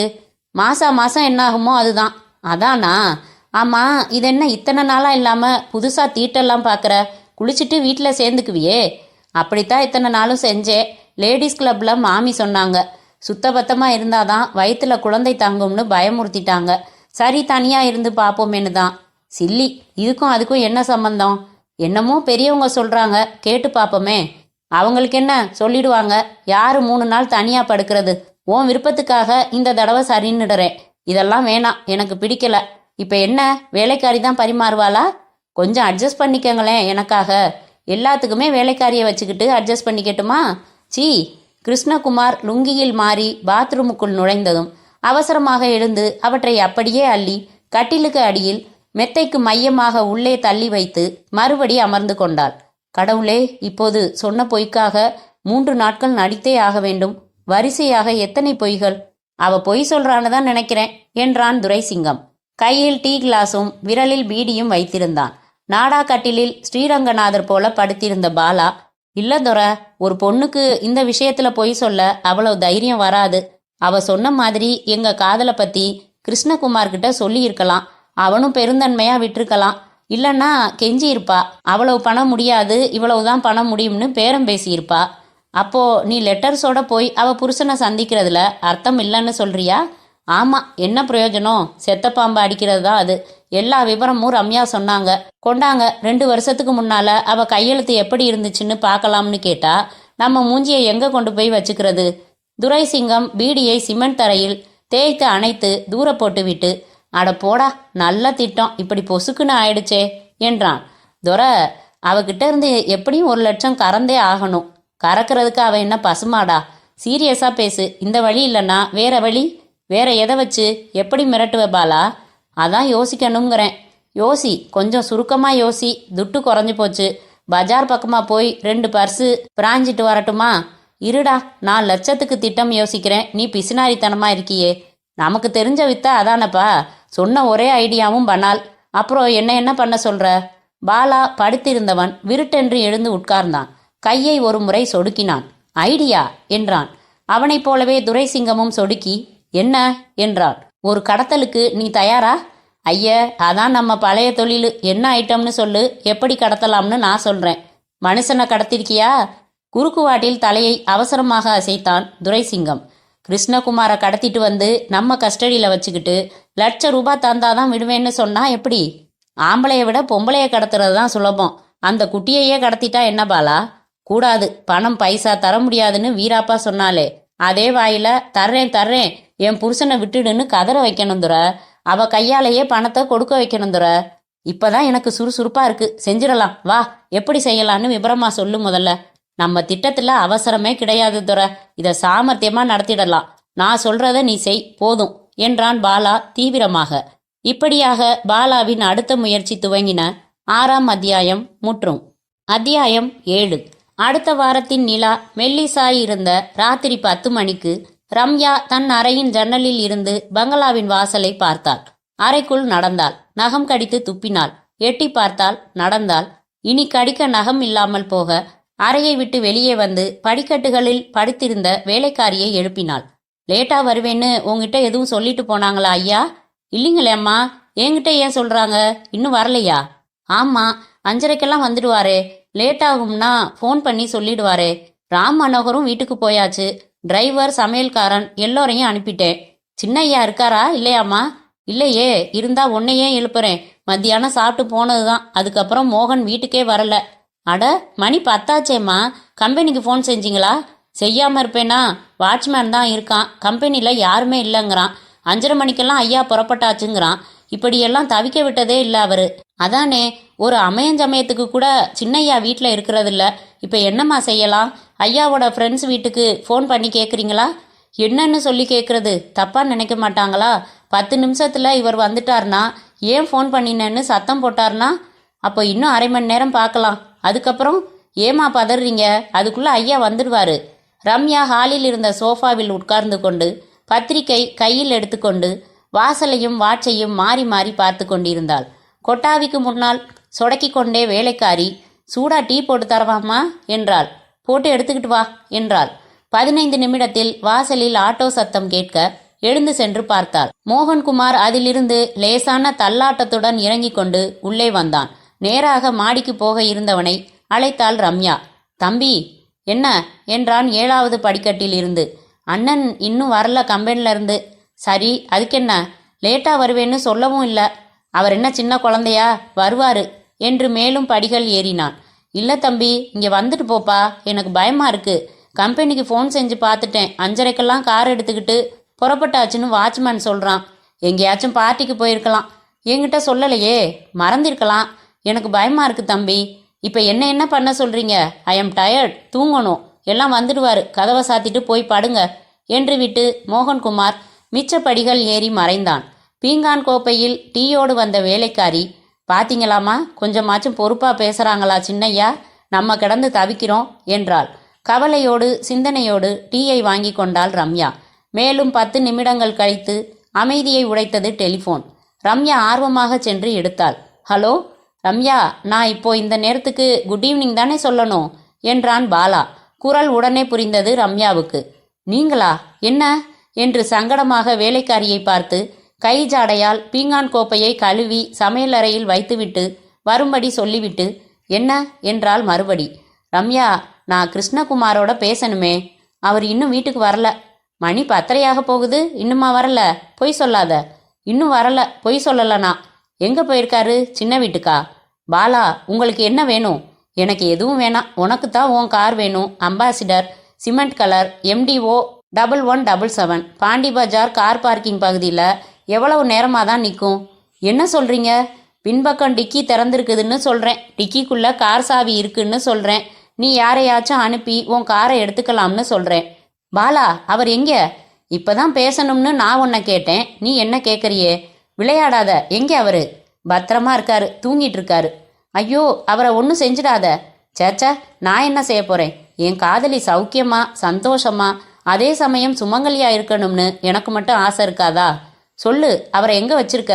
அட, அவசரப்படுறியே, இன்னும் எவ்வளோ விஷயம் இருக்கு. உன் வீட்டுக்காரரு ஏன் கஸ்டடியில் தான் இருக்காருன்னு இன்னும் தெளிவாக நீ தெரிஞ்சுக்கணும். இது மாதிரி என் புருஷனை கடத்திட்டாங்கன்னு நீ போலீஸுக்கு வேற சொல்லணும்.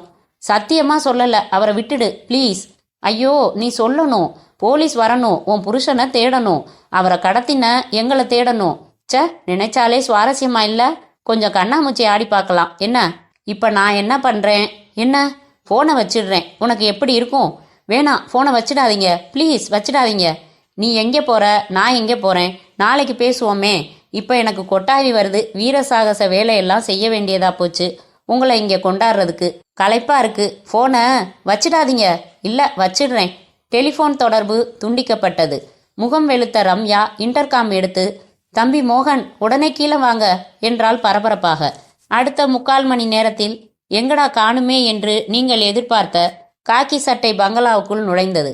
அவசர போலீஸ் மூலமாக தகவல் போய் இந்த மாதிரி கடத்தி வைத்து பிளாக்மெயில் செய்யும் கேஸ்களையே அதிகமாக கையாண்டு dentist, heart specialist, ortho specialist போல கிரைம் பிரான்ச்சின் பிளாக்மெயில் ஸ்பெஷலிஸ்டான இன்ஸ்பெக்டர் ரேங்கில் உள்ள தனி போலீஸ் அதிகாரியான டேனியல் பிரசாத் உயரமாக இருந்தார். போதுமான மீசையில் முனைகளை மட்டும் லேசாக திருகிவிட்டிருந்தார். மஃப்டியில் கட்டம் போட்ட சட்டையும் ஜீன்ஸ் பேண்ட்டும் அணிந்திருந்தார். கழுத்தில் தங்கச் சிலுவையும் பனியனுக்குள் சார்மினார் பாக்கெட்டும் இருக்க ரம்யா சொல்ல சொல்ல கண் மூடி அமைதியாக கேட்டுக்கொண்டார். ஆக, ஃபோன் பேசினவன இதுக்கு முன்னாடி உங்களுக்கு அறிமுகம் இல்லை என்றார். இல்லவே இல்லை என்றாள் ரம்யா அப்பட்டமாக. சாயங்காலம் 5 மணிக்கெல்லாம் டிரைவரை போக சொல்லிட்டு இவரே ஓட்டிக்கிட்டு வர்றதுதான் பழக்கம் இல்லையா? ஆமாம் சார், என் கஸ்டடியில் இருக்காருங்கிறத மறுபடி தெளிவுபடுத்துறேன்னு சொல்லியிருக்கான். அப்படியா? ஆமாம் சார், நாளைக்கு பேசுவோம்னு சொன்னான். ஆமாம் சார். ரைட், அந்த ஃபோனை எடுங்க. இங்க எடுத்து மடியில் வைத்து கொண்டு சுழற்றினார். சேது, என்ன பண்ற நீ? முதல்ல முகம் அலம்பிக்கிற. பொண்டாட்டிக்கிட்ட சாரி அப்புறம் தொடரலாம்னு சொல்லிட்டு பாண்டி பஜார் போற. சிமெண்ட் கலர்ல அம்பாசிடர் நிற்கும் பார்க்கிங்ல. Number குறிச்சுக்கோ, MDO 1177. டிக்கி திறந்திருக்கும், உள்ள சாவி இருக்கும். எடுத்து திறந்து ஓட்டிக்கிட்டு விஜயநகர் வர்ற. தெரியுமா? இங்க சுஜி பல்ப்ஸ் ஓனர் பங்களாவுக்கு நம்பர் 28 வந்துடுற. அப்படியே ஃபாரன்சிக்ல இருந்து இங்கே வர சொல்லி செய்தி தந்துடுற என்ன என்று வைத்தார். மோகன், ஒரு டேப் ரெக்கார்டர் கொண்டாங்க என்றார். மோகன் ஓடிப்போய் எடுத்து வந்தான். டேனியல் பேண்ட் பாக்கெட்டில் இருந்து அந்த வயர் சுருளை எடுத்து ஒரு முனையை டேப்பில் பின் செய்து அடுத்த முனையில் வேக்வாம் ஏர் உதவியில் ஒட்டிக்கொள்கிற டைப்பில் இருந்த கருப்பு ரப்பர் வட்டத்தை டெலிஃபோனின் உடம்பில் ஒட்டினார். டேப்பில் பேட்டரி இருக்குல்ல? இருக்கு சார். என்ன இது? இந்த மாதிரி கேஸில் இதுதான் 1ஆம் வாய்ப்பாடு. இங்கே பாருங்க மேடம், இது பணத்துக்காக செய்யப்பட்டிருக்கிற கடத்தல் தான், அதுல சந்தேகம் இல்லை. நாளைக்கு எவ்வளவு பணம் வேணும், அதை எப்படி தரணும்னு சொல்வான்.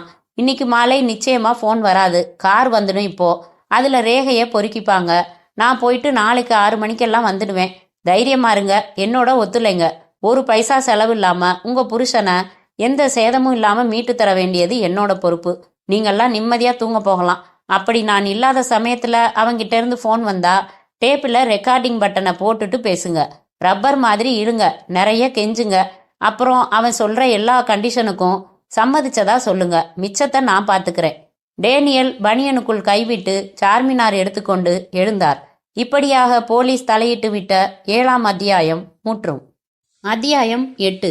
கெட்ட ஜாதி பையனான பிரசன்னா தான் கஞ்சா அடிக்கவென்றே பிரத்யேகமாக வைத்திருக்கும் தனி இடத்தில் மோகன்குமாரின் கையை பற்றி மிக அழுத்தமாக குலுக்கினான்.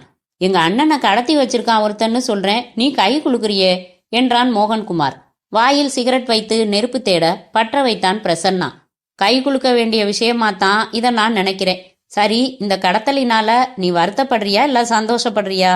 என்னன்னே தெரியல. எனக்கு சந்தோஷமும் இல்ல, வருத்தமும் இல்ல. சந்தோஷப்படடா முட்டாள் என்றபோது நேரம் சரியாக 7:10:30 என்றது பக்கத்தில் இருந்த ரேடியோ. எதுக்கு சந்தோஷப்படணும்? ஆமா, உனக்கு எல்லாத்துக்கும் பொழிப்புரை சொல்லணும். நம்ம திட்டம் என்ன? என்ன? என்னையே திருப்பி கேட்குறியா? எஸ், முழு சொத்தும் அடையணும்னா அண்ணனை சாமர்த்தியமா தீர்த்திடலாம்னு நீ சொன்ன. அதெல்லாம் ரிஸ்க்குன்னு நான் சொன்னேன். ரிஸ்க் இல்லாம முடிச்சு தந்தா 10% எனக்கு தர்றதுன்னும் பேசினோம். ஆமா பேசினோம். இப்பதான் அண்ணனையே கடத்திட்டானே எவனோ. எதுக்கு கடத்தியிருக்கான்னு சொல்லு. மிரட்டி பணம் கேட்கத்தான். கேட்டுட்டானா? இன்னும் இல்ல. அவனோட போனை எதிர்பார்த்து தான் பங்களால அண்ணியும் டேனியல் பிரசாத்னு ஒரு இன்ஸ்பெக்டரும் உட்காந்துக்கிட்டு இருக்காங்க. நமக்கு பல்லு தேய்ச்சதும் ஒரு சிகரெட் அடிச்சாகணும். ரூம்ல தூள் தீந்து போச்சு. இதோ வந்துட்டேங்கன்னு சொல்லிட்டு ஒரு ஆட்டோ பிடிச்சுக்கிட்டு ஓங்கிட்ட வந்துட்டேன். ரைட்டு, பணம் கேட்டு கொடுக்கலன்னு வையி, அண்ணனை என்ன செய்வான்? சிம்பிள், கொன்னுடுவான். அதான் ஐடியா. பணம் கொடுக்க விடாத நீ. உங்க அண்ணி கொடுத்தாகணும்னு பிடிவாதமா நிப்பாங்க. நீ முடியாதுன்னு சொல்லிடு. கண்டிப்பா உன் மண்டை. நாங்களே பணம் கொடுத்து மீட்டிடணும்னு நினைச்சாலும் முடியாது. டேனியல் விடமாட்டாரு.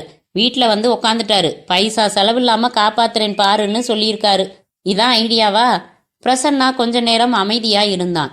அமிர்தாஞ்சம் போல முன்னேற்றியில் 3 விரல்களால் தடவிக்கொண்டான். வலது கன்னத்தை ஒரு முறை சொரிந்து கொண்டான்.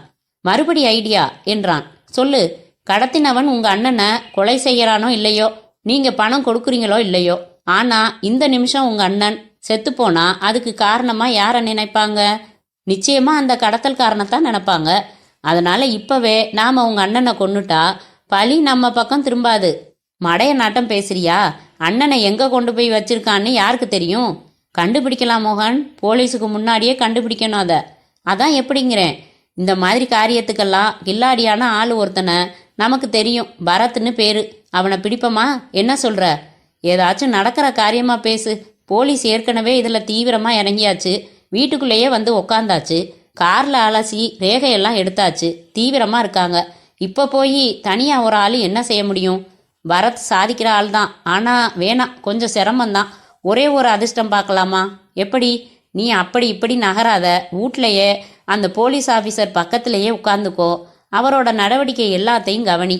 அண்ணனை எங்க கடத்தி வச்சிருக்காங்கன்னு அவர் கண்டுபிடிச்சிட்டாருன்னு வையி, அடுத்த நிமிஷம் நீ எனக்கு அந்த இடத்த டெலிஃபோன்ல சொல்ற. மிச்சத்தை நான் பாத்துக்கிறேன். என்ன செய்வ? அதை பத்தி உனக்கு என்ன? என்கிட்ட கவலையை விடு. நான் போனை விட்டு நகரவே இல்லை. தயாரா வண்டியும் வச்சுக்கிறேன். நீ தகவல் சொன்ன உடனே மின்னல் மாதிரி செயல்படுவேன். போலீஸுக்கு முன்னாடி. என்ன மாட்டி விட்டுட மாட்டியே? அறிவு இருக்கா உனக்கு? நீ வாத்துடா. மடையன்றியா? தங்க முட்டை போடுற வாத்துடா. உன்னை பகச்சிக்கவே மாட்டேன். நீ பங்களாவுக்கு போயிடு. எங்க போனீங்கன்னு கேட்டா அன்னை கிடைக்கணும்னு வேண்டிக்கிறதுக்கு கோயிலுக்கு போனேன்னு சொல்லி கேட்டா மட்டும் சொல்லு போ. பிரசன்னாவின் உபதேசங்களை கேட்டுக்கொண்டு மோகன்குமார் மறுபடி ஆட்டோ பிடித்து பங்களாவுக்கு திரும்பினானா? அப்போதுதான் ஹாலில் டெலிபோன் ஒலிக்க ரம்யா, டேனியல், சேது, ராம் மனோகர் மற்றும் டிரைவர், சமையல்காரன் என்று எல்லோரும் ஷூட்டிங் பார்ப்பது போல டெலிபோனையே பார்த்தார்கள். மேடம், எடுத்து பேசுங்க என்று டேனியல் ரெக்கார்டிங் பட்டனை அழுத்தினார். லேசாக நடுங்கும் கரங்களோடு எடுத்த ரம்யா ஆஸ் யூசுவல் ஹலோ என்றாள். குட் மார்னிங் என்றது பாலாவே. மௌனமாய் இருந்தாள். இங்கே டேப்பில் பதிவும் ஆகிக்கொண்டு ஸ்பீக்கரில் குட் மார்னிங் என்றும் ஒளிபரப்ப டேனியல் பேசுங்க என்பது போல் செய்கை செய்து சுற்றி நின்றவர்களை பார்த்து உதட்டின் குறுக்கே விரலை வைத்து சைலன்ஸ் என்றார். வார்த்தை வராமல் சேது அவசரமாக வெளியே ஓடினான். ஹலோ, யாரு என்றாள் ரம்யா. கிருஷ்ணகுமாரோட கார்டியன் தான் பேசுகிறேன். நம்ம இடத்துல வசதி கம்மி, ஃபோன் இல்லை. அதனால உன் புருஷனை உன் கூட நேரடியாக பேச அனுமதிக்க முடியலை. ஆனால் உன் கூட பேசணும்னு துடிக்கிறாரு. அதனால டேப் பண்ணியிருக்கேன், போடுறேன் கேளு. கொஞ்சம் அமைதிக்கு பிறகு கிருஷ்ணகுமார் கதறும் குரலில், ஐயோ அடிக்காதீங்க அம்மா, வேணாம், பசிக்குது, மயக்கமாக வருது, தாங்க முடியல, அடிக்காதீங்க, செத்து போயிடுவேன், ஐயோ என்றான். மறுபடி பாலா பேசினான். என்ன, உன் கூட பேசினானா? ஏன் இப்படி சித்திரவதை செய்கிற? உன்னையா அவனையா? அவரை விட்டுடு, உனக்கு என்ன வேணும் சொல்லு. எப்போவும் நான் புரண்டு பேசுகிறதே இல்லை. 1 லட்சம் போதும், கொடுத்துட்டா கண்டிப்பாக விட்டுடுவேன், இல்லைன்னா கண்டிப்பாக தீர்த்துடுவேன். மாற்றமே இல்லை இதில். தர்றேன். எப்படி தரணும்? எங்கே கொண்டாந்து தரணும்? அவசரப்படாத. முதல்ல 1 லட்சம் ரூபாயை பணமாக பழைய 100 ரூபாய் நோட்டா தயார் பண்ணி வச்சுக்க. நாளைக்கு இதே நேரம் கூப்பிடுறேன். எப்படி தரணும்னு சொல்கிறேன். என்ன, வச்சிடட்டுமா? வைக்காத. பாலா வைத்து விட்டான். வச்சிட்டான் சார் என்று ரம்யாவும் வைத்தாள்.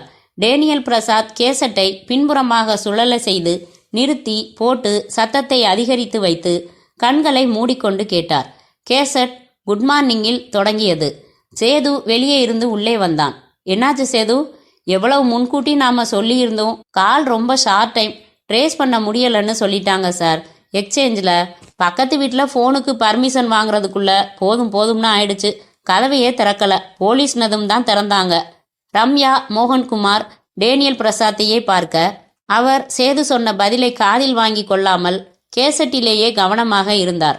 நாளைக்கு இதே நேரம் கூப்பிடுறேன், எப்படி தரணும்னு சொல்கிறேன். என்ன, வச்சிடட்டுமா? டேப்பை நிறுத்தி ரிவர்ஸ் செய்து மறுபடி கேட்டார்.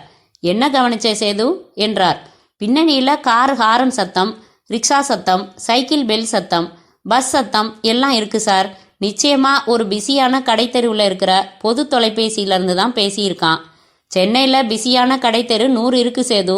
100லையும் பப்ளிக் ஃபோன் இருக்கான்னு தெரியாதே நமக்கு. நீ என்ன செய்கிற? டெலிஃபோன்ஸ் டிபார்ட்மெண்ட் போகிற. சென்னையில் எங்கே பொது தொலைபேசி இருக்குன்னு ஒரு லிஸ்ட்டு வாங்கிட்டு வர்ற. அதில் பிஸியான தெருவில் அமைஞ்சிருக்கிறது எத்தனைன்னு பிரித்தோம்னா கொஞ்சம் வட்டம் குறுகுது. ஏன் சார், அவன் பப்ளிக் ஃபோன்லேருந்து தான் பேசியிருக்கணுமா?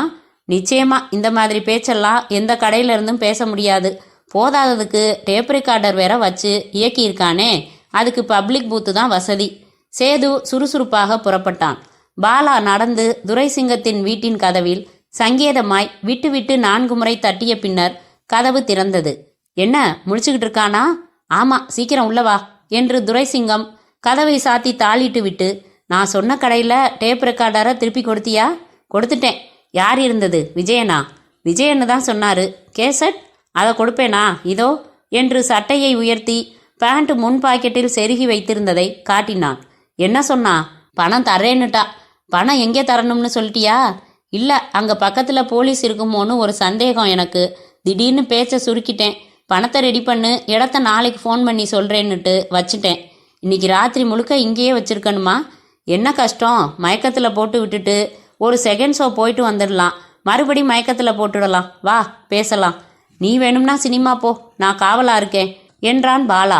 அருகில் இருந்த சின்ன அறைக்குள் இருவரும் நுழைய கைகள் தனியாக கட்டப்பட்டு கால்கள் தனியாக கட்டப்பட்டு பிறகு கைகளுக்கும் கால்களுக்கும் நடுவில் கயிறால் தொடர்பு ஏற்படுத்தி வாயில் துணிப்பந்து அடைக்கப்பட்ட கிருஷ்ணகுமார் கண்களை மட்டும் திறந்து வைத்து கொண்டு சுருண்டு கிடந்தான், சூட் கோட்டுடன்.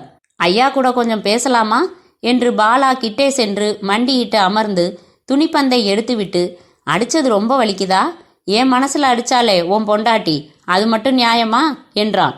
பாவி, அவ என்னடா செஞ்சா? என்னை யாருன்னே தெரியாம பேசுறல்ல, தாராளமா தெரிஞ்சுக்கோ. உன் பொண்டாட்டி உன்கிட்ட சொல்லி நீ பெருந்தன்மையா பரவாயில்லைன்னு சொன்னியே, அந்த பழைய காதலோட நாயகன் நான் தான், பாலான்னு பேரு. என்ன உளர்ற என்றான் கிருஷ்ணகுமார். துரைசிங்கம் திடுக்கிட்டு, என்னடா பாலா, இவனுக்கு ஒண்ணுமே தெரியாது போலிருக்கே என்றான். பாலா கிருஷ்ணகுமாரின் மண்டையின் முடிகளை கொத்தாக பிடித்து, உண்மையை சொல்லு, என்னை காதலிச்சத ரம்யா உங்ககிட்ட சொன்னதில்ல? நான்சென்ஸ். அட பாவி, உனக்கு எதுவுமே தெரியாதா? ரம்யா என்ன செமத்தியா ஏமாத்திட்டா. சரி, பரவாயில்ல, அதனால இப்ப என்ன? இப்ப தெரிஞ்சுக்கோ, ரம்யாவும் நானும் எப்படியெல்லாம் பழகினோம் தெரியுமா என்று ஆரம்பித்து பாலா துரைசிங்கத்தை பார்த்து கண்ணடித்துவிட்டு ரம்யாவுடன் பல இரவுகளை அனுபவித்ததாக பொய் சொல்லி, இவ்வளவு ஏன், நான் சென்னை வந்ததும் ஃபோன் செஞ்சேன், தியேட்டருக்கு கூப்பிட்டேன், வந்தாப்பா, பாக்ஸில் உட்காந்து படம் பார்த்தோம், அப்புறம் நேராக இதோ இங்கே வந்து இந்த கட்டிலில் தான். உனக்கு ஒரு கோடு காட்டினா புரியாதா என்ன? பணம் கேட்டேன் இல்லைன்னா, அதனால தான் உன்னை கடத்திட்டு வந்து மிரட்ட வேண்டியதா போச்சு. டேய், நீ எதை வேணும்னாலும் சொல்லிக்கோ, என் ரம்யாவை எனக்கு தெரியும் என்றான் கிருஷ்ணகுமார். நேத்து தான் ஆத்திரமா எந்த பிரயோஜனமும் இல்லை இனிமேன்னுட்டு அவ எனக்கு எழுதின லெட்டர் எல்லாத்தையும் எரிச்சேன். இல்லைன்னா ஒவ்வொன்றா இப்போ படித்து காட்டுவேன். நீ நம்பலன்னா போ, பணம் என் கைக்கு வந்ததும் உன்னை விட்டுடுவேன். உன் பொண்டாட்டியையே கேட்டுப்பாரு, பேசினது போதும்னு நினைக்கிறேன். பாலா மறுபடி துணிப்பந்தை அவன் வாயில் திணித்துவிட்டு, துரை, சார் தூங்கட்டுமே என்றான். துரை தயாராக கைக்குட்டை எடுத்து பாட்டிலில் இருந்து திரவ ஈத்தரை தொட்டுக்கொண்டு நெருங்கி கிருஷ்ணகுமாரின் மூக்கில் வைத்த அழுத்த அவன் உடனே நினைவுகளை துறந்தான். இப்படியாக சம்பவங்கள் நிறைந்த 8வது அத்தியாயம் முற்றும். அத்தியாயம் 9. சேது ஒரே மணி நேரத்தில் விவரங்களுடன் திரும்பினான். சென்னை நகர் முழுக்க 17 இடங்களில் பிஸியான தெருக்களில் பொது தொலைபேசி இருந்தது. டேனியல் பிரசாத் எழுந்து, 17ஐயும் நான் பார்க்கணும், ஜீப்பு லாயக்கப்படாது, ஒரு கார் ஏற்பாடு பண்ணு சேது என்றார். எங்க காரையே உபயோகப்படுத்திக்கலாம் சார் என்றான் மோகன்குமார். தேங்க்யூ, உங்களுக்கு ஆட்சேபணம் இல்லைன்னா நானும் உங்க கூட வர்றேன், காரை நான் ஓட்டுறேன், வாங்களேன். சேது, கிருஷ்ணகுமார் போட்டோ பிரிண்ட்ஸ் எல்லா ஸ்டேஷனுக்கும் போயாச்சா? ஆச்சு சார். புறப்பட்டார்கள். தைரியமாக இருக்க சொல்லப்பட்ட ரம்யா கலவரமாய் இருந்தாள். பத்திரமா திரும்ப கிடைச்சிடுவாரு, கவலைப்படாதீங்க என்றார் ராம் மனோகர். நடுநடுவே காபி, கூல்ட்ரிங்க், டிஃபன் என்று 17 இடங்களையும் போய் பார்வையிட்டு விட்டு ஃபியட் கார் டேனியல் பிரசாத்தின் அலுவலகம் நோக்கி திரும்பின போது மணி இருட்டு தடவின 8:15. என்ன சார் நினைக்கிறீங்க என்றான் சேது. காதுகளை கூர்தீட்டி கொண்டு கவனமாக ஓட்டினான் மோகன்குமார். டேனியல் சார்மினார் மத்தியில் ஒரு 8 இடங்கள் அதிகமா சந்தேகப்படுறேன். ஆனா 17 இடங்கள்லையும் 2 மஃப்டி போலீஸ் நிக்கணும் சேது. நாளைக்கு அவன் பேச வர்றப்போ மடக்கக்கூடாது, ஃபாலோ செய்யணும். இந்த மாதிரி ஆளுங்க ஃபோன் பேச வர்ற விதத்திலேயே கணிச்சிடலாம். சுத்தமாக குறிப்புகள் தந்தாகணும். கொஞ்ச நேரம் அமைதி. சேது, ரெக்கார்ட் செஞ்ச அந்த உரையாடலை மறுபடி போடு. ஒவ்வொரு தடவை கேட்குறப்பவும் ஏதாச்சும் புதுசா கிடைக்கலாம். ரம்யாவுக்கும் பாலாவுக்கும் நடந்த பேச்சுவார்த்தைகள் மறுபடி காருக்குள் ஒலித்தன. சேது, இதை இன்னும் சத்தமா நான் கேட்கணும். எவ்வளவு சத்தமா முடியுமோ அவ்வளவு சத்தமா முடியுமா? ஒய் நாட் சார், எங்க ரெக்கார்டிங் தியேட்டர் போனோம்னா ஒரு பெரிய ஹால் முழுக்க கேட்குற மாதிரி பெருசுபடுத்தி கேட்கலாம் என்றான் மோகன்குமார். வெரி குட், உடனே போங்க. உடனே போய் பிரம்மாண்ட வெளிநாட்டு சிஸ்டத்தின் வயிற்றில் கேசட்டை புதைத்துவிட்டு ராட்சச ஆம்பிளிஃபயர்கள் உதவியால் வார்த்தைகள் எதிரொலிக்கிற அளவுக்கு உச்சமான சத்தத்தில் அந்த உரையாடலை கேட்டார்கள். எனக்கு எதுவும் க்ளூ கிடைக்கல சார் என்றான் சேது.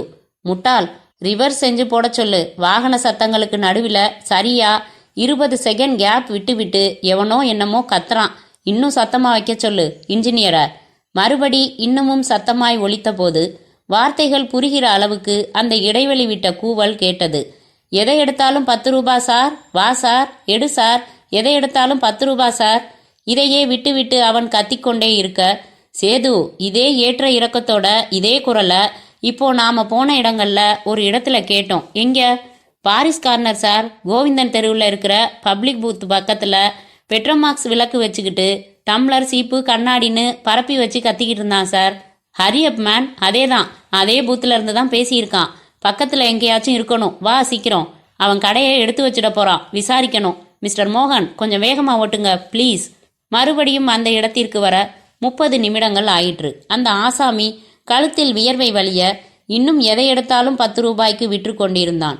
மிக அருகில் பப்ளிக் பூத். டேனியல் அவனை அணுகி அறிமுகப்படுத்தி கொண்டு விரிவாய் விசாரித்தார். தான் யாரையும் கவனிக்கவில்லை என்றான். சுற்றும் முற்றும் பார்த்தபோது பூத்துக்கு எதிரில் ஒரு கதர்கடை. அதன் வாசலில் ஒரு டைலர் டகடகா என்று தைத்து கொண்டிருக்க அவனிடம் வந்தார். நைசாய் ஆரம்பித்து தோண்டி துருவ, ஆமா சார், கையில் ஒரு டேப் ரிகார்டர் வச்சுக்கிட்டு ஒருத்தர் உள்ளே போய் பேசிட்டு வந்தாரு. நான் அப்பத்தான் உட்காந்து மிஷினை திறந்தேன். என்கிட்ட தான் வந்து 2 எட்டனா வாங்கிக்கிட்டான் 1 ரூபாய்க்கு. படு உற்சாகமான டேனியல், அவனே தான். ஆள் எப்படி இருந்தான்? டைலர் பாலாவை வர்ணித்தான். சரி, பேசிட்டு எந்த பக்கம் போனா? போன வாரமெல்லாம் இந்த பூத்து ரிப்பேரு, அதனால அவர் பேசினாரான்னு பார்த்துக்கிட்டே இருந்ததால கவனிச்சேன். வெளியே வந்து விஜயன் ரேடியோஸ் கடை அதோ இருக்கு பாருங்க, அங்கே போனாரு. மேலும் விசாரித்து கொண்டு விஜயன் ரேடியோஸ் வந்தால் அது இரும்பு பட்டை குறுக்கே போட்டு 3 பூட்டுகள் போட்டு பூட்டி இருந்தது. பக்கத்தில் பீடா கடையில், இந்த பக்கத்தில் ஸ்வீட் ஸ்டால் கடையில், இன்னும் ஓரிரு கடைகளில் விசாரித்ததில் ஒரே ஒருத்தர், சரியா தெரியாது சார், வீடு அருகம்பாக்கத்துலன்னு தான் நினைக்கிறேன், உறுதியா தெரியாது என்றார். காலையில் எத்தனை மணிக்கு திறப்பாரு? 7:30க்கெல்லாம் திறந்து வச்சுட்டு ரேடியோ நோண்டிக்கிட்டு இருப்பாரு சார். ரைட், போகலாம் வாங்க என்றார் டேனியல். காரில் அமைதியாக வந்தார். பாண்டி பஜார்ல கார் எப்படி வந்துச்சுன்னு விசாரிக்க சொன்னேனே சேது. பார்க்கிங் அட்டெண்டர் யாரோ விட்டாங்க, முகம் நினைவில்லைங்கிறாரு. இளநீ விற்கிற பொம்பளை பக்கத்தில் இருக்கிற கடைங்கன்னு விடாம விசாரிச்சுட்டேனே சார். சரி, நாம இங்கேயே இறங்கிக்கலாம். ஒரு சின்ன வேலை இருக்கு மோகன்குமார், நீங்க போகலாம் என்று அவர்கள் இருவரும் இறங்கி கொண்டதும் மோகன்குமார் நேராய் பிரசன்னாவின் கஞ்சா கலைக்கூடத்திற்கு வந்து நிறுத்தினான். விவரங்கள் சொன்னதும் பிரசன்னா பிரகாசமானான். கோவிந்தன் தெருதானே வீடு, நான் பாத்துக்கிறேன். அந்த ஏரியால யாரை பிடிச்சு எப்படி தெரிஞ்சுக்கணும், என்ன செய்யணும்னு எனக்கு தெரியும். போலீஸ் மெதுவா காலையில வரட்டும். நம்ம ஸ்பீடை பார்த்து நீயே அசர போற பாரு. இத பாத்தியா என்று சட்டை உயர்த்தி இடுப்பில் செருகியிருந்த உரை போட்ட கத்தியை காட்டினான். நீ வீட்டுக்கு போய் தூங்கு ராஜா. மோகன்குமாரை அந்த பக்கம் அனுப்பினதுமே இந்த பக்கம் மோட்டார் பைக்கை உசுப்பினான் பிரசன்னா. சல் என்று பறந்து பாரிமுனை வந்து பந்தர் தெரு வந்து ஓரமாக நிறுத்திவிட்டு நடந்து நடந்து கடைசியில் ஒரு கச்சடா சந்தில் புகுந்து அந்த இருளான வீட்டின் கதவை தட்டி திறந்தவளிடம், ராஜா கிளி அண்ணன் இருக்காரா? இருக்காரு, உள்ள வாங்க. உள்ளே 40 வாட்ஸ் வெளிச்சத்தில் சிக்கன் கடித்து கொண்டிருந்த ராஜா கிளி, வாயா குழாய் மாஸ்டரு, பார்க்கறத அபூர்வமாச்சே, என்ன சொல்லு என்றான். அவன் பக்கத்தில் அமர்ந்து காதோடு பேசினான். சட்டையில் இருந்து ரூபாய் நோட்டுகளை எடுத்து ராஜா கிளியின் பாக்கெட்டுக்குள் திணித்தான். நமக்கு தெரியாம நம்ம ஏரியால ஒரு காரியம் நடக்க முடியாதுதான். நீ சொல்ற கேஸு புரியுது, நான் ஒருத்தனை நினைக்கிறேன். ஆனா தொழில் தர்மத்துல சொல்ல வேணாமேன்னு பார்த்தா பணத்தை சொருகிட்ட. துரைசிங்கம்னு ஒரு பய திரிகிறான். ₹1,00,000 திட்டத்துல ஒரு பிளான் நடத்த போறேன்னு போன வாரம் சொன்னான். கூடவே ஒரு புது ஆசாமி திரிகிறான். நீ சொல்றத வச்சு பார்த்தா அந்த பயலாதான் இருக்கும். என்ன செய்யணும் சொல்லு, அவுத்து விட்டுட சொல்லட்டா? அதான் இல்லை, அவங்க கடத்தி வச்சிருக்கிற அந்த ஆசாமிய தீர்த்திடணும். அவங்களே செஞ்சாலும் சரி, அண்ணன் நீங்க செஞ்சாலும் சரி. அவனுங்க தொட நடுங்கி பசங்கப்பா. Big packet case. ஆளு பேர் என்னன்னு சொன்ன? கிருஷ்ணகுமார். துரைசிங்கம் அதே ஆளை வேற காரியமா பிடிச்சு வச்சிருக்கிறப்போ நான் தலையிடணுமான்னு பார்த்தேன். யோசிக்காதீங்கண்ணே, பாக்கெட்டில் வச்சது அட்வான்ஸு, மிச்சம் 90 நோட்டு காத்தால பேப்பரில் நியூஸ் பார்த்துட்டு நானே கொண்டாந்து தரேன். வீட்டுக்குள்ளார தான் வச்சிருப்பானுங்க. துரைசிங்கம் வீட்டுக்கு பின்பக்கமா ஒரு வழி கூட இருக்குது. நான் முதல்ல இவனுங்க வேலைதானா, ஆசாமி அங்கதான் இருக்கானான்னு தெரிஞ்சுக்கிறேன். திருடன் வீட்டிலேயே திருட சொல்ற, அட்வான்ஸ் வேற வச்சுட்ட. சரி விடு, நான் பாத்துக்கிறேன், போயிட்டு வா. பிரசன்னா பெரிய கும்பிடு போட்டு விட்டு வெளியே வந்தான். மறுநாள் காலை 6 மணிக்கு அவசர போலீஸ் 100க்கு ஒரு ஃபோன் கால் வந்தது. சார், என் பேரை கேட்காதீங்க. பாரிமுனையில் கோவிந்தன் தெரு 542ஆம் நம்பர் வீட்டில இருந்து ராத்திரி ஒரு பெரிய அலறல் கேட்டது, விசாரிங்க. வயர்லெஸ் மூலம் செய்திகள் பறந்து டேனியல் பிரசாத்தையும் அடைந்து போலீஸ் படையே அங்கு செல்ல 542 என்று எண்ணுள்ள துரைசிங்கத்தின் வீடு பூட்டி இருக்க பூட்டு உடைக்கப்பட்டது. உள்ளே திமுதிமுவென்று நுழைந்தார்கள். பின்பக்கம் கதவு திறந்திருந்தது. எவரையும் காணோம். முற்றத்தின் அருகில் இருந்த சின்ன அறைக்குள் நுழைய உடனே சிமெண்ட் தரையில் தெரிந்த சின்ன சின்ன இரத்த சிதறல்கள். இப்படியாக ஒரு சின்ன திடுக்கிடலுடன் 9ஆம் அத்தியாயம் முற்றும். அத்தியாயம் 10. டேனியல் பிரசாத் மற்றும் அதிகாரிகள் அந்த வீட்டை அலசி எடுத்தார்கள். 4 இன்ச் வெளியே நாக்கை தள்ளிக்கொண்டு நாய்கள் 2 வந்து சேர்ந்தன. ஃபாரன்சிக் லேப் யூனிட் வந்து சுறுசுறுப்பு காட்டியது. சிகரெட்டாய் குடித்து கொண்டு வட்டாரம் முழுக்க வந்தவன் போனவனையெல்லாம் விசாரித்தார்கள். கவலையாய் அபிப்பிராயப்பட்டார்கள். யூசி மிஸ்டர் டேனியல், போலீஸ் தீவிரமா இறங்கிடுச்சு, நம்மளை பிடிச்சிடுவாங்கன்னு தெரிஞ்சுக்கிட்ட அந்த துரைசிங்கமும் அவன் ஃப்ரெண்டும் கிருஷ்ணகுமார கொலை செஞ்சிருக்கலாம். இது மனித ரத்தம்ங்கிறதுல சந்தேகம் இல்லை சார் என்றார் லேப் மனிதர். ஆனா ஒரு கொலைக்கு இது கம்மியான ரத்தம் என்றார் டேனியல். நோ, இது துடைக்காம விட்ட துளிகள். அப்போ எங்கே பாடி? நான் என்ன சொல்லுது? தெரு கடைசி வரைக்கும் போய் நின்றுடுச்சு. சார், கிருஷ்ணகுமார் கொலைன்னு போட்டுடலாமா? யார்ப்பா பேப்பர்காரனை உள்ள விட்டது? பணத்தையே காணோம், எப்படி உறுதி செய்யறது? வெளியில போங்க, எங்களை தொந்தரவு செய்யாதீங்க. அலறல் கேட்டதா சொன்னது யாரு? ஆம்பளை குரல் தானா, பேரை சொல்லிக்கல. கொலைன்னு ஒரு தீர்மானத்துக்கு வர வேணாமோன்னு படுது எனக்கு. கிருஷ்ணகுமாரோட பங்களாவுக்கு கடத்தினவன் மறுபடி ஏதாச்சும் செய்தியோ மிரட்டலோ தருவான்னு நான் எதிர்பார்க்கிறேன். அதுவும் ஒரு கோணம் டேனியல். நீங்க பங்களாவுக்கு போயிடுங்க. இங்கே நாங்கள் பார்த்துக்கிறோம். டேனியல் பிரசாத்தும் சேதுவும் வெளியே வந்து ஒரு ஜீப்பில் ஏறிக்கொண்டு அது புறப்படும் முன்னர், சேது ஒரு சார்மினார் வாங்கிட்டு வந்துடு என்றார். இந்தா நீ கேட்ட பணம் என்றான் மோகன்குமார். வாங்கி செருகி கொண்ட பிரசன்னா, பாத்தியா சொன்னபடி கணக்கா காரியம் முடிஞ்சது என்றான். பணம் கிடைக்கலையாமே பிரசன்னா. அதையெல்லாம் பற்றி நமக்கென்ன, ராஜா கிளின்னு ஒரு ஆள்கிட்ட தான் நான் பொறுப்பு ஒப்படைச்சிருந்தேன். உடனே பணம் போலீஸ் கையில் கிடச்சிட்டா பிரச்சனைன்னு 2 நாள் கழித்து கிடைக்கிறதுக்கு ஏற்பாடு பண்ணிட்டேன்னு ஃபோனில் சொன்னார் என்கிட்ட. நீ இனிமே வெளியில் தெரியாத, பங்களாவிலேயே இரு, கவலையா இரு, அழு, அண்ணன் செத்தா இருக்கிற சோகம் முகத்தில் இருக்கணும், போ. மோகன்குமார் போனதும் பிரசன்னா பைக் எடுத்துக்கொண்டு பந்தர் தெரு வந்து உறங்கி கொண்டிருந்த ராஜா கிளியை எழுப்பி, நீங்கள் கேட்ட தொகையை கொடுத்துட்டேன், பணத்தை என்ன செஞ்சீங்க என்றான். இந்த கேள்விதான் எனக்கு பிடிக்காது. சரி, எனக்கென்ன, ஆள் தீந்தான், அது போதும், வரேன். பிரசன்னா போனதும் ராஜா கிளி, செந்தாமரை இந்தா இந்த பணத்தை உள்ளார வை, இந்த தடவை தான் மனசாட்சி உறுத்துது என்றான் மனைவியிடம். ஏங்க, ஒரு ஆளை தீக்க சொன்னான், சரின்னு கத்தி எடுத்துக்கிட்டு ராத்திரி போனேன். எதிர்க்க வியர்த்து போய் துரைசிங்கம் வந்தான். என்னடான்னே, கடத்திட்டு வந்த ஆளை மயக்கத்தில் போட்டுட்டு காவலுக்கு ஃப்ரெண்டை வச்சுட்டு இவன் மட்டும் திரும்பி வந்து பார்த்தா 2 பேரும் இல்லை, ரூமில் ரத்தம், பின் கதவு திறந்திருக்குது. என்ன அர்த்தம்? உங்களுக்கு முன்னாடி அந்த ஃப்ரெண்டே கொண்டுட்டானா? அதே தான், பணத்தையும் விட்டு வைக்காம தூக்கிட்டு போயிட்டான். அதை நான் தான் செஞ்சேன்னு நம்ம பார்ட்டிக்கு ஃபோனில் தாக்கல் கொடுத்துட்டு பணத்தை வாங்கிட்டேன். மனசு குத்துது. சரிதான், துரைசிங்கத்துக்கு இதில் பங்கு தரணுமா? எதுக்கு? அவனுக்கு விஷயமே சொல்லலைனா கொலைப்பள்ளி ஓம் பேர்லையும் வரும். கொஞ்ச நாளைக்கு தலைமறைவாயிடுன்னு சொல்லி இவனை துரத்தி விட்டுட்டேன் என்று விட்டு படுத்த ராஜா கிளி தூக்கத்தை தொடர்ந்தான். டேனியல் பிரசாத்தும் சேதுவும் கிருஷ்ணகுமாரின் பங்களாவுக்கு வந்தபோது ஆரஞ்சு நிற சேலையில் ரம்யா அழுது கொண்டிருந்தாள். எதுக்காக இப்போ அலறிங்க மேடம்? என் புருஷனை அந்த பாவிங்க. எதுவும் இன்னும் உறுதியாகலை, கவலைப்படாதீங்க. ஃபோன் எதுவும் வந்துச்சா? இல்லை சார் என்றான் ராம் மனோகர். டேனியல் சோஃபாவில் அமர்ந்து, மோகன்குமார் எங்க? வெளியில் போனாரு, இதோ வந்துட்டாரே. மோகன்குமார் உள்ளே வர, எங்கே போயிருந்தீங்க என்றார் டேனியல். சும்மா ஒரு ஃப்ரெண்டை பார்த்துட்டு வரேன், இதை மட்டும் சொல்லுங்க. எங்கள் அண்ணனுக்கு விபரீதமாக ஏதாச்சும் ஆகியிருக்கும்னு நீங்கள் நம்புறீங்களா? இல்லை, ஏதோ குழப்பம், அது என்னன்னு புரியல. சேது வா, பங்களாவை சுற்றி நடந்துக்கிட்டே பேசுவோம். டேனியல் பிரசாத்தும் சேதுவும் மட்டும் வெளியே வந்து பக்கப்பகுதியில் மெதுவாக நடக்க, சேது, மோகன்குமார் எதையோ மறைக்கிற மாதிரி படல? ஆமா சார், நேத்து நம்ம கூடவே வர்றேன்னு சொன்னதே எனக்கு என்னவோ போல் பட்டுது. பங்களாவின் பின்பக்கத்திற்கு அவர்கள் வந்திருக்க, வாழைத்தோட்டம், காய்கறி தோட்டம் என்று கலவையாக இருக்க, அதை தாண்டி குவியலாக இருந்த குப்பை மேடு லேசாக புகைந்து கொண்டிருந்தது. தோட்டத்தில் மண் வெட்டி கொண்டிருந்தவனை சொடக்கி அழைத்தார். குப்பை கொளுத்துனீங்களா? ஆமா சார். எப்போ? நேத்து சாயங்காலம். சரி, நீ போகலாம் என்று விட்டு சேதுவின் காதுக்கு குனிந்து, சேது, நாய்க்கு ஏற்பாடு பண்ணு, பங்களாவுக்குள்ளேயே ஏதோ மர்மம், வாசனை அடிக்குது என்றார். மறுபடி உள்ளே வந்து சோஃபாவில் உட்கார்ந்து கொள்ள, அரை மணி நேரத்தில் ட்ரெயினருடன் அந்த நாய் வந்தது. டேனியல் எழுந்து கொண்டு, எக்ஸ்கியூஸ் மீ மிஸ்டர் மோகன்குமார், இந்த பங்களாவிலேயே சில சோதனைகள் செய்ய என்ன அனுமதிங்க, நாயை அவுத்து விடப்பா.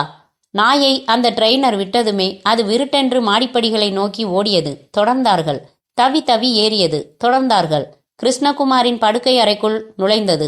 தொடர்ந்தார்கள். படுக்கையின் மேல் பாய்ந்தது. 2 முன்னங்கால்களாலும் மெத்தையை பிராண்டியது. சேது, மெத்தையை தூக்கிப்பாரு.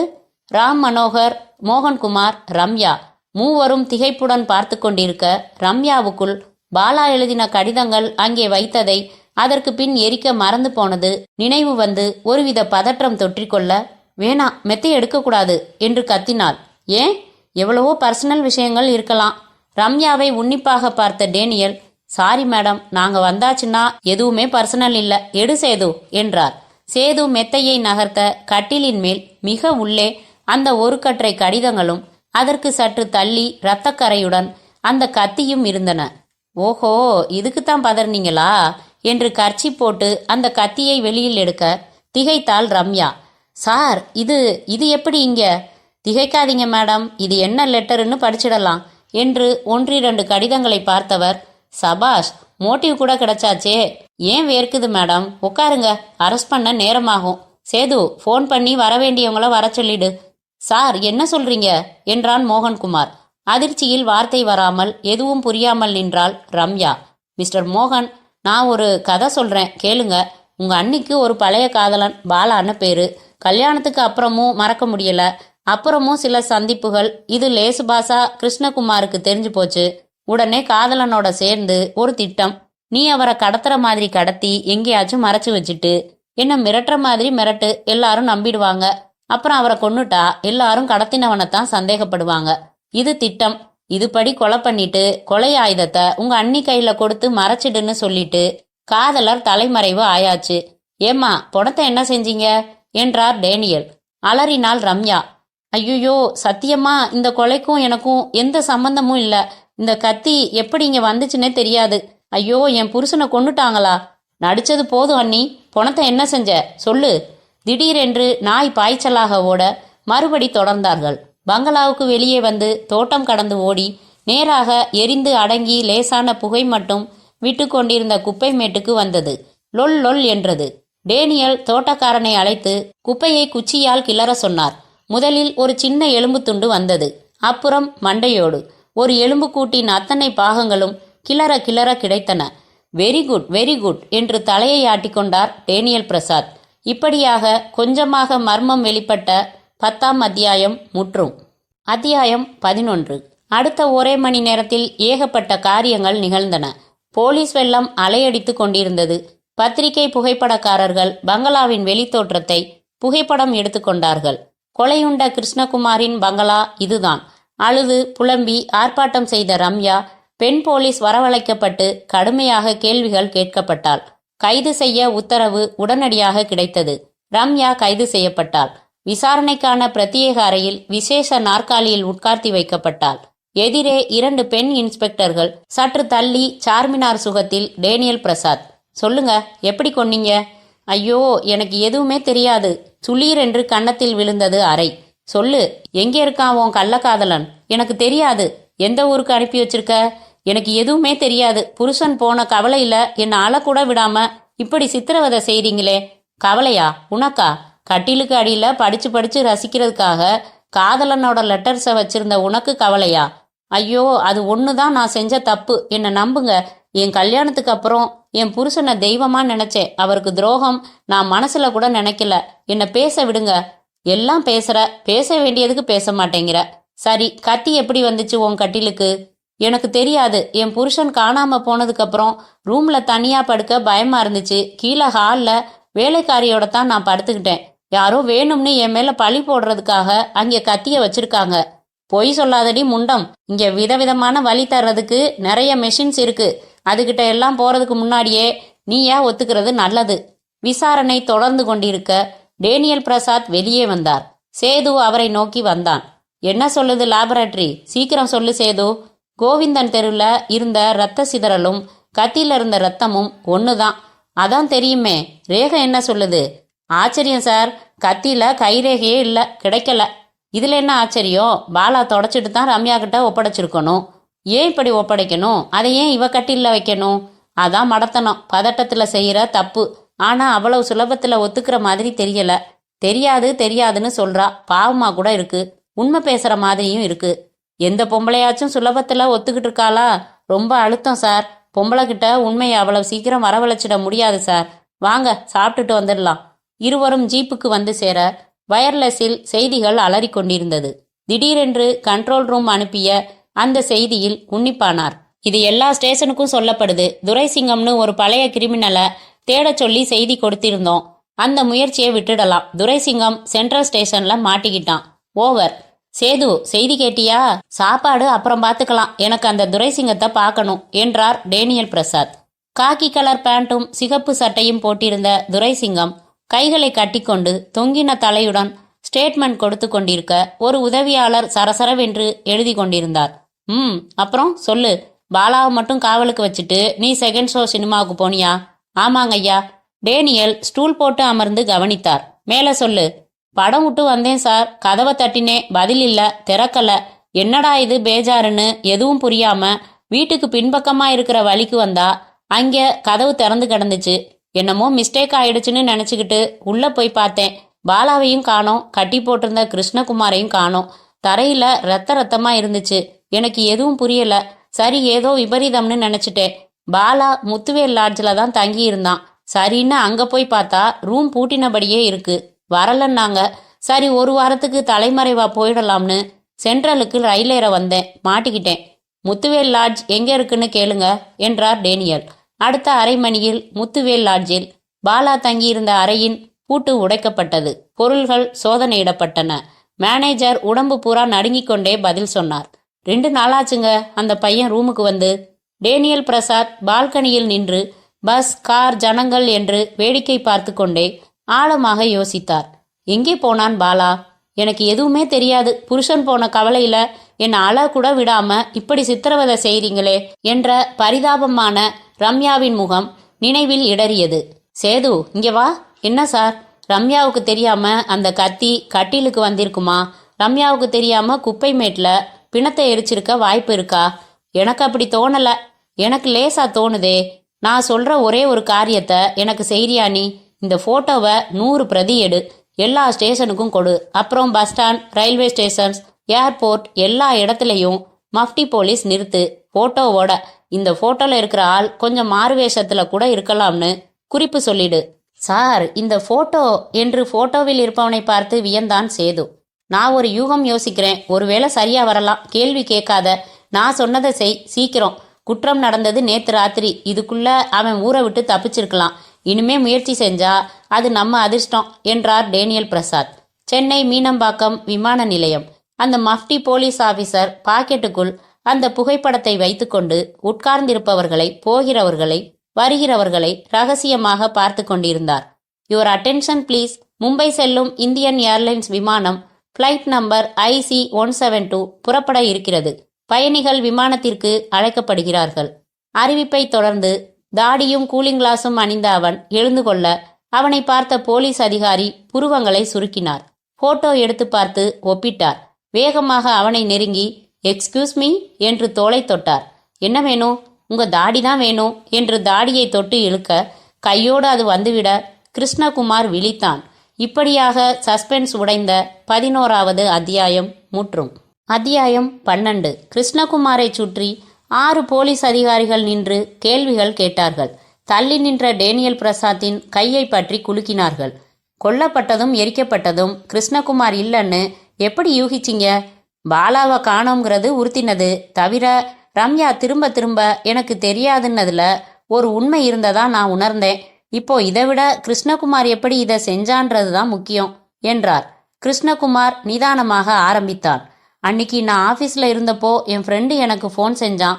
முரளி கிருஷ்ணா தியேட்டரில் பாக்ஸில் எவன் கூடவோ உன் ஒய்ஃப் படம் பார்த்துக்கிட்டு இருக்கான்னு சொன்னதும் நான் அதிர்ச்சி ஆயிட்டேன். நேராக தியேட்டர் போனேன். அங்கே இல்லை. உடனே பங்களாவுக்கு வந்தேன். ரம்யா வந்திருந்தா. என்னை பார்த்ததும் எதையோ மறைச்சா. நிறைய பொய் சொன்னான். 15 நாள் முன்னாடி தான் பீரியட்ஸ் முடிஞ்சுது.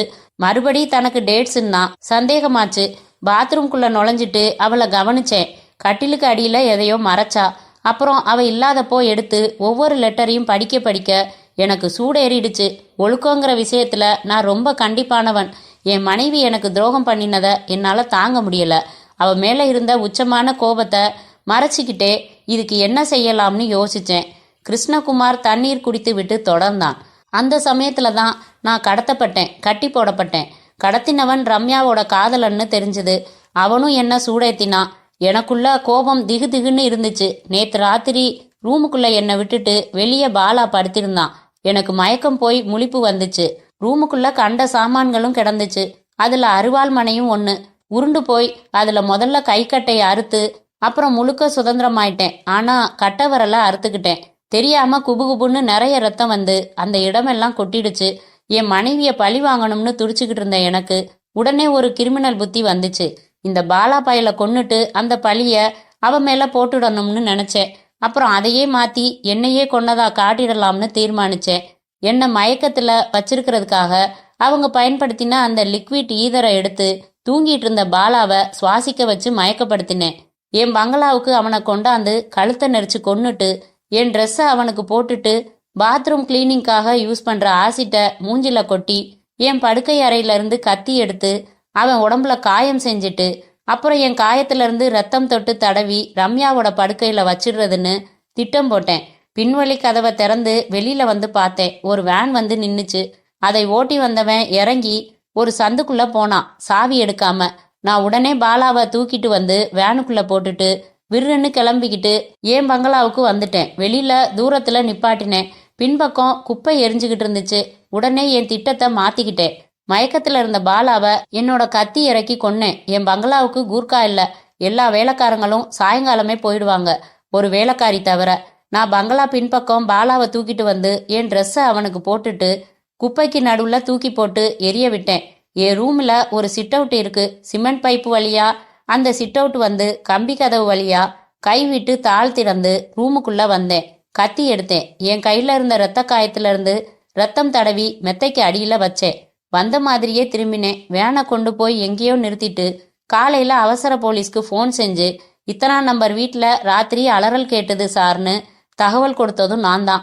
போலீஸ் விசாரணை எல்லாம் முடிஞ்சு என் மனைவிக்கு மரண தண்டனை கிடைச்சு அது நிறைவேறினதும் திரும்பி வரலாம்னு நினைச்சு மும்பை போக தீர்மானிச்சேன். அவளை பழி வாங்கணுங்கிற வெறியில இவ்வளவு செஞ்சேனே ஒழிய நிறைய குளறுபடிகளும் திட்டத்துல செஞ்சுட்டேன். டேனியல் பிரசாத் வெளியே வந்து, எல்லாம் சரி, ரம்யா கல்யாணத்துக்கு அப்புறம் தன் கணவனுக்கு துரோகம் செஞ்சாங்களா இல்லையா என்பது மட்டும் புரியல எனக்கு என்றார். இப்படியாக அந்த ரகசியத்தை அறிந்திருக்கிற உங்களிடமிருந்து விடை பெற்றுக் கொள்ளும் 12வது அத்தியாயம் மற்றும் இந்த கதையும் முற்றும்.